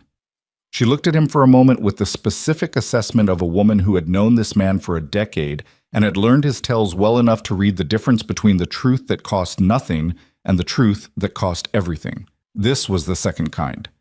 "Then you have grounds to challenge the session," she said. "Fraudulent authorization, the compact clause. You know the language." "Serafina." His voice broke on it, just slightly, the fracture of a man who had been holding something at a distance and could not hold it anymore. "I knew she had done something to you, after you left. I knew it wasn't—" He stopped. "I should have—" "Yes," she said simply. "You should have." She picked the packet back up. "We can do the rest of this later. Right now, the kingdom needs you to walk into that council chamber and use your voice for something real." He looked at Kyle and Lucien one more time. Lucien met his gaze with the same steady assessment he applied to everything. Kale did not look away either. Darius straightened. Something settled into him. Not redemption, which was too large and too slow for this room, but the specific resolve of a man who has identified the one thing available to him and decided to do it without calculating the return. "Let's go," he said. The council chamber door came open on Darius's voice, and the compact claws and Oren's 43 men arranged in the corridor outside it, and the first 3 minutes inside were the loudest she had been in since the morning in the great hall that had started all of this. Voss was at the head of the table.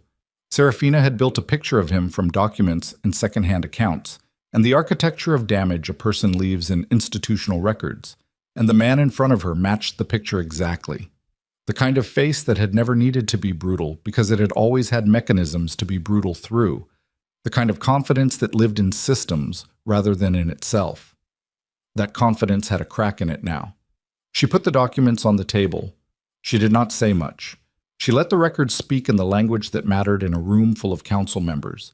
The language of specific figures, names, dates, the paper trail that fraud left not because fraudsters were careless, but because systems required documentation, and documentation did not care who it eventually faced. Voss looked at the documents, looked at her, looked at Darius standing to her left with his arms crossed, and the expression of a man who had stopped managing the situation from a distance. He looked at the boys. And for the first time in what she suspected was a very long time, Caden Voss did not have a mechanism available. "This is fabricated," he said. "Tolan made 4 copies," she said. 2 are already outside this palace. Tolan is an old man with an old man's loyalties. Tolan is an archivist," she said. "He documents what is. That's all he's ever done." The room had gone very quiet with the particular quality of quiet that preceded the moment when people in positions started recalculating which positions were tenable. Voss looked at the door, at the council members around the table. at the guards who had come in with Oren's people and were now standing at the walls with the neutral attentiveness of men waiting to see which authority they would be obeying at the end of this. He looked at Kael and Lucien one more time, and something in his expression shifted into something that was not surrender. It was the calculation of a man reassigning his remaining pieces to a different board. "Take them," he said. It was not directed at the men in the room. The doors at the far end of the chamber, the interior doors, the ones that led to the eastern passage, came open. Celeste walked in. She did not have 6 people with her. She had 12, and they were not palace staff or council guard. They were something else entirely. The kind of men hired for the kind of job that official personnel could not be asked to do. She looked exactly as Serafina remembered her, and she looked nothing like it, because the woman who had performed her cruelty in the Great Hall with the precise public elegance of a long-planned social execution was not in this room. What was in this room was what lived underneath that performance when the performance was no longer viable. Her eyes went to the boys and stayed there. "I gave you a chance to stay gone," she said to Serafina. Her voice was entirely flat. "You had a life, you had your boys. You could have kept both." "You sent people to take them," Serafina said. "I sent people to bring them here safely," Celeste said. "Because they were going to come to this palace one way or another, and I would rather have controlled the terms." "The terms," Serafina said. "The bloodline needs an adult to hold it, someone who understands how this court actually works." Celeste's eyes moved between Kael and Lucien with the specific assessment of a woman looking at assets. 2 boys without a mother are a great deal easier to guide than 2 boys with one. The word landed in the room like a blade hitting stone. Kael stepped forward. He stepped forward from behind Serafina's left side with the total absence of hesitation, of a boy who had decided something and was done deciding it. And the silver light around his hands was not faint, and it was not involuntary. It was deliberate and bright, and it filled the corners of the room with the cold luminescence of a power that had spent 5 years becoming and had just finished the last piece of the process. Lucien moved to his brother's right side, quieter, his own light different in quality. Steadier, deeper, the silver that did not announce itself but simply was. Celeste looked at them. For the first time, Serafina watched something move through Celeste's face that was not performance, not strategy, not the managed expression of a woman who had never let the room see what she was actually feeling. She watched genuine, unmanaged fear arrive in a face that had spent years never letting it show. The 12 men behind Celeste were looking at the boys, looking at each other, looking at the light that was moving through the council chamber's stone floor in slow silver pulses radiating outward from where Kael and Lucien stood.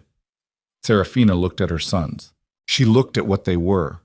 Not what she had protected, not what she had hidden, not the secret she had carried for 5 years through blood and winter and every version of impossible. What they were. Standing in the room where the kingdom had decided they did not exist, full of the light that the oldest records said would return in the hour of fracture, side by side, 5 years old and already more present in this chamber than anything that had been built here in the last decade. She looked at Celeste's 12 men shifting at the edges of the room. She looked at Voss with his hands flat on the table. She looked at Darius standing to her left, his face carrying everything he had not said and might not ever say, but was holding with both hands now like something he had almost thrown away and was just now understanding the weight of. The Eastern Army was at the wall outside. The palace was balanced between 2 versions of what happened next, and Serafina reached for the blade at her hip, and Kael brought his hands together, and the stone floor cracked in a line of light that ran from the twins to the chamber doors, and every person in that room made their choice, and the sound that followed was the sound of an empire deciding what it was made of. The crack in the floor ran 6 feet and stopped. Not because Kael's power failed, because Serafina put her hand on his shoulder and he felt her touch and understood what it meant.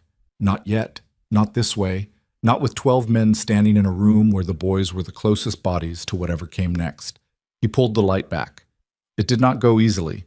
She felt the effort of it in the tension across his small shoulders, the specific physical resistance of a power that had found its direction and did not want to be recalled. But he did it.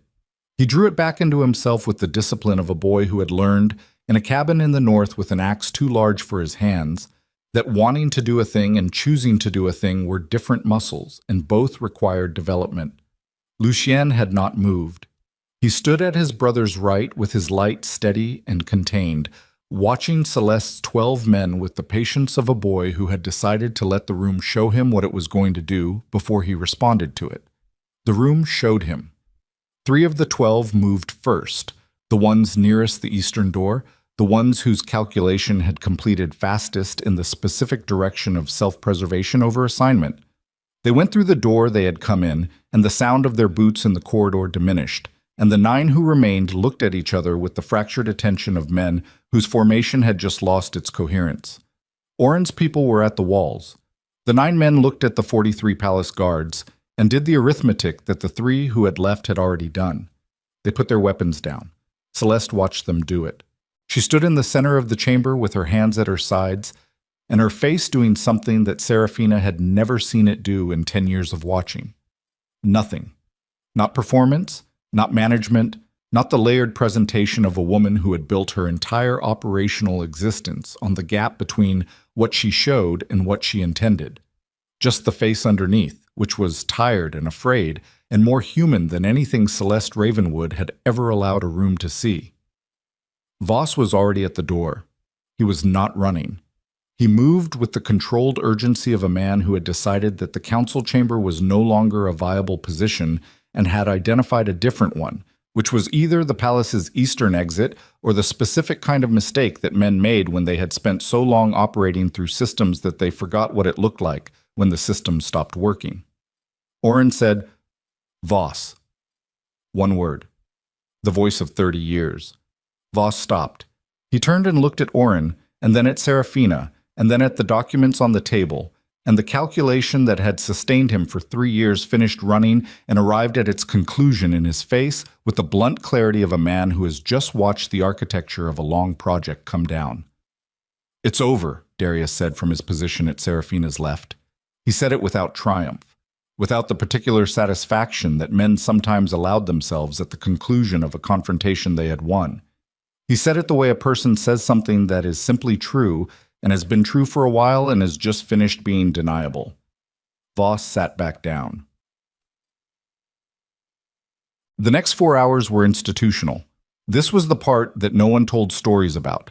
The grinding, necessary work of an empire reassembling its own accountability after a period of managed corruption. Statements taken, documents logged. The locked eastern doors opened, and Aldrich's messenger admitted to the council chamber, a young officer who looked around the room with the wide-eyed assessment of a man trying to determine in real time which version of events he had arrived in the middle of. Serafina sat at the council table and answered every question put to her, and asked several of her own, and watched the room do the slow, unglamorous work of deciding what had actually happened and who was responsible for which pieces of it. She watched Darius do the same, not as a king managing an outcome, but as a man accounting for what his name had been used for, the specific humility of someone sitting in the gap between who they were and who they had allowed processes to act through. Voss was taken to the palace holding cells. He did not speak again after the single statement he gave, which was short and covered only what was directly documentable and admitted to nothing beyond what the records already proved. The lawyers he would eventually hire would do the rest. Serafina noted this without judgment. It was simply what men like Voss did. The documents existed. The outcome was not dependent on his candor. Celeste was a different matter. She did not try to run. She sat in the chair she had been standing near and answered questions in the flat, precise voice of a woman who had made a calculation that cooperation offered marginally better outcomes than resistance, and who had enough operational intelligence to commit to that calculation cleanly once she had made it. She had framed the assassination attempt on Serafina during her pregnancy.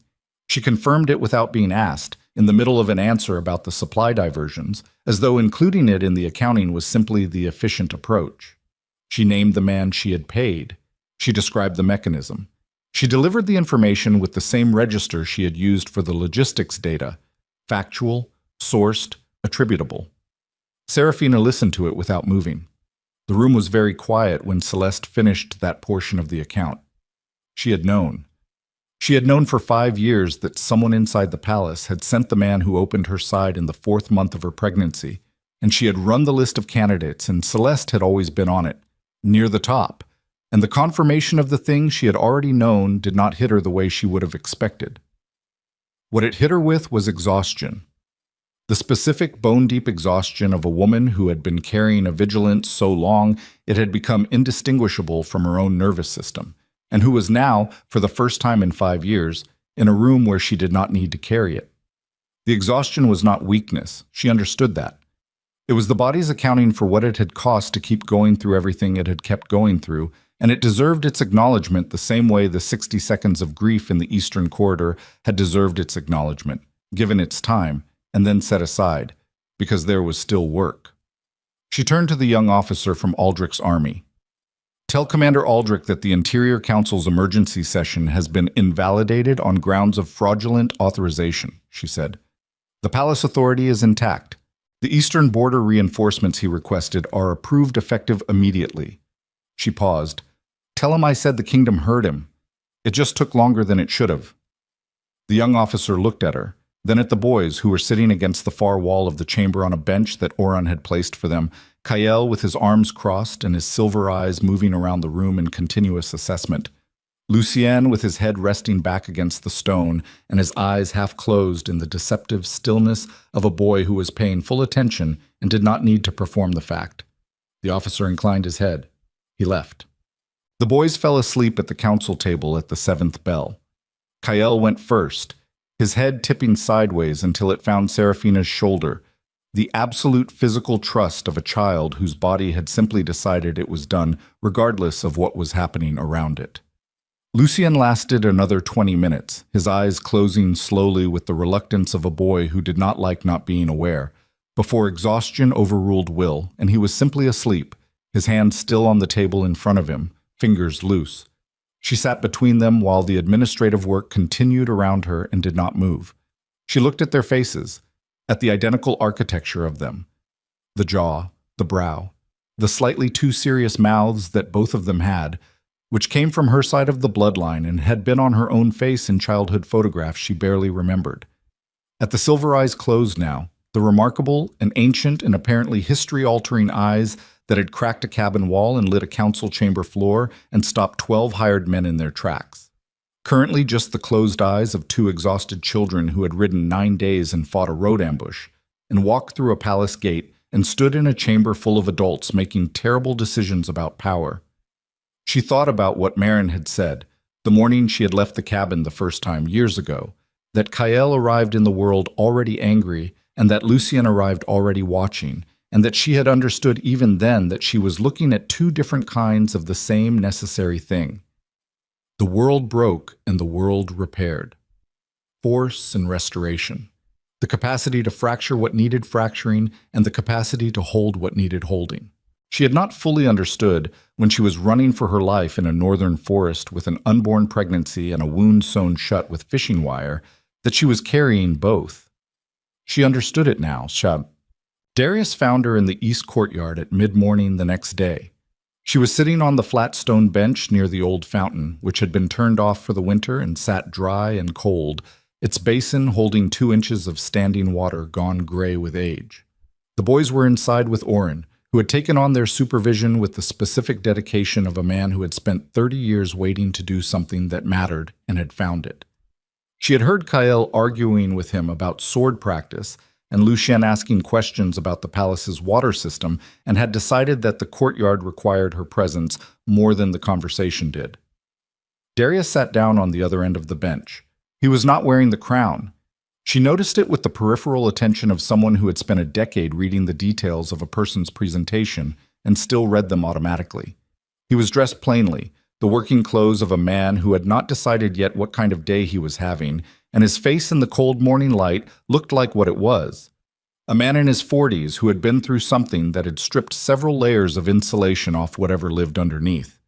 They sat for a while without speaking. "Voss will be tried," he said finally. "Formally. The council convenes a full session next week. What's left of it?" "I know," she said. "Celeste." He stopped, started again. "She'll be exiled. The council is split on stronger measures, but the exile motion has the votes. He paused. She's already left the palace voluntarily. She was gone by dawn. Serafina looked at the dry fountain. Good, she said. Another silence. Longer. The kind that had things in it. Not empty, but full of the specific weight of everything two people have not said and cannot say all at once, and perhaps cannot say at all, or at least not yet, and possibly not ever in the way they might have once. I need to tell you something, Darius said. You've been telling me things for 2 days, she said, in the council chamber and before it and after it. This is different. His voice was not the formal register, not the administrative one, not any of the public voices she had catalogued over a decade. It was the voice he used when he had stopped managing and started talking. She had not heard it in a long time. When you left, he said, after the hall, I told myself you had chosen to leave, that it was your decision and I had respected it. He stopped. I believed that, for about 3 weeks, and then I stopped believing it because it was not true and I am not... Another stop. I am not someone who can maintain a convenient story indefinitely. I have tried. I'm not built for it. I know, she said. I let her do that to you, he said, in front of the court, and then I let you walk out. And then I spent 2 years telling myself the kingdom needed what I was doing, and the boys... His voice broke slightly on the word. I didn't know about the boys, but the rest of it. The rest of it I have no... Darius, she said. He stopped. I know, she said again. Not absolution. Not the word that closed the wound and said it was healed. Something more honest. The acknowledgement of a person who had processed a thing and arrived on the other side of it without needing the person who caused it to explain it to her. I know what happened. I understand the shape of it, the reasons and the pressures and the specific series of failures that led to each piece of it. She looked at the fountain. Understanding it doesn't repair it. I need you to know that too. Yes, he said, and my sons... She paused on the word, deliberate. My sons will know their bloodline and their history and this kingdom and the people in it. They will know who you are to them in the biological sense. What you are to them beyond that is going to take a very long time and cannot be managed or rushed and will be entirely on their terms. I know, he said. Do you? He looked at her. The morning light hit his face and she saw what was in it, not the king processing an administrative situation, not the man calculating an outcome, just the face of someone sitting in the consequences of what they had chosen and not chosen, holding it without the mechanism of denial that had held it for them until the mechanism broke. Yes, he said. I know. She believed him. She did not forgive him because forgiveness was not a single morning's work, and she had enough self-knowledge to understand that, and she did not offer what she did not have. But she believed him. And believing him was something, and she held that something without inflating it into what it wasn't. The kingdom needs a structure, she said, moving back to the ground they could actually stand on. The council is depleted, the eastern border needs the reinforcements and someone to oversee the supply restoration. Voss's holdings need to be inventoried and the diverted resources traced and returned. She paused. And Kael and Lucien need to be presented formally to the court, not as a spectacle, as a fact. The bloodline records are in the archive, Tolan has the documentation, and the ceremony should be small and institutional and not... She thought of the Great Hall, 600 people, the sound of contained laughter, not theatrical. Whatever you think is right, he said. She looked at him. I'm serious, he said. I don't... He stopped, and the effort in his voice was the effort of a man dismantling something structural about how he had operated. I've been making the decisions that shaped this kingdom for a decade, and a significant portion of them were wrong. And not wrong in the way that honest mistakes are wrong, but wrong in the way that decisions are wrong when the person making them has stopped looking at the actual world and started managing their idea of it. He met her eyes. I would like to do things differently. I don't fully know what that looks like yet, but I'd like to try. The fountain basin held its 2 inches of gray water. The courtyard was cold and quiet and smelled of the particular damp stone smell of veilthorn in late autumn, which she had not smelled in 5 years and which her body recognized with the involuntary accuracy of a sense memory older than her decisions about this place. Then try, she said. Simple. Not gracious, not warm, not the word that forgave or promised or offered what she did not have. Just the acknowledgement that trying was available and that she was not going to prevent it. He nodded once and did not say anything else, which was the right choice. And after a moment he stood and went back inside, and she sat alone on the cold stone bench in the quiet of the old courtyard. The formal ceremony was held 12 days later. She had kept it small, as she had said. The throne room at half capacity, the council members who remained, the senior palace staff, the palace guard in their full complement, and Aldrich's delegation, 6 officers in the eastern border colors, who stood in the back of the room with the specific attentiveness of soldiers who had ridden on a city and found the city still standing and were still processing what that meant. Kael and Lucien wore silver, not ceremonial silver, not the elaborate court costumery she had rejected when the chamberlain offered it.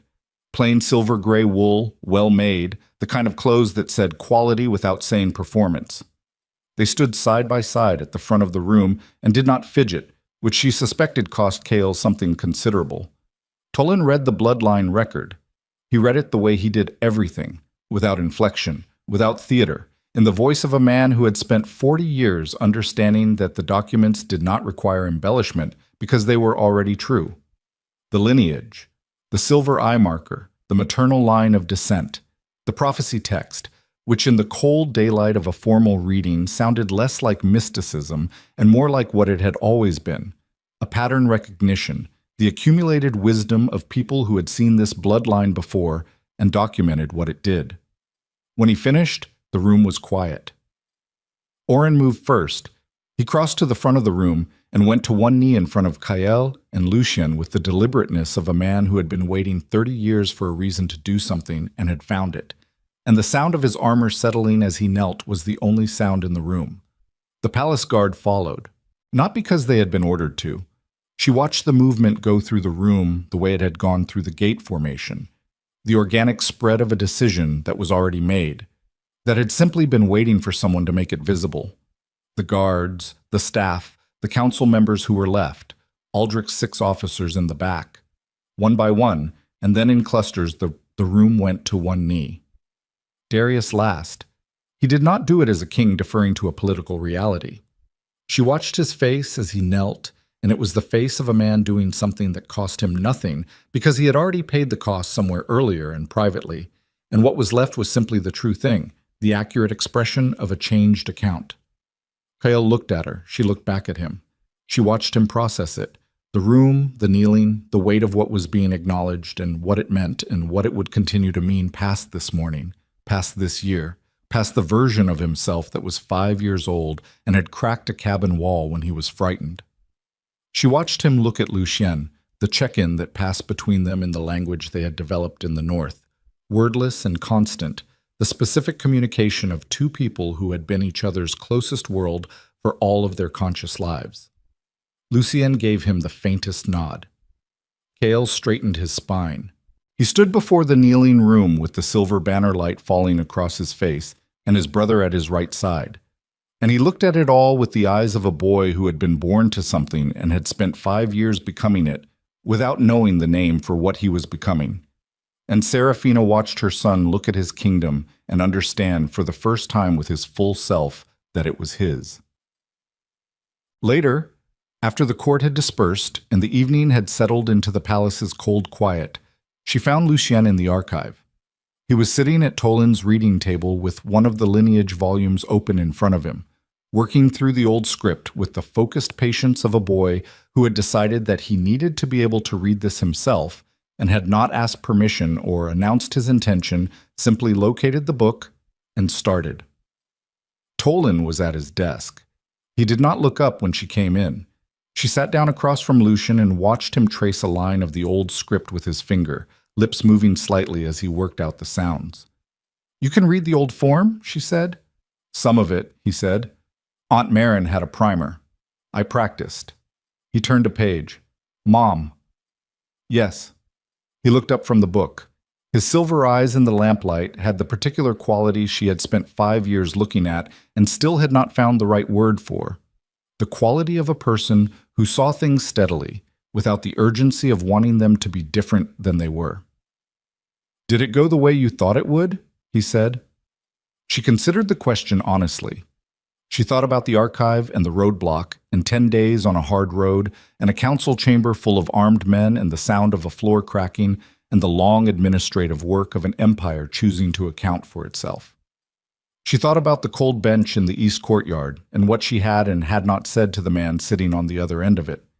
She thought about Marin, who had gotten a letter 2 days ago and sent back 4 words, "About time? Be careful," which was the closest Marin came to saying she was glad. "No," she said. "Not exactly." Lucien nodded as though this confirmed something he had already suspected. "Is it okay?" he said. She looked at her son, at the archive around them, 40 years of careful documentation, the accumulated record of a kingdom that had broken and been repaired and broken again, and was now, with whatever it had left, trying once more to account for itself.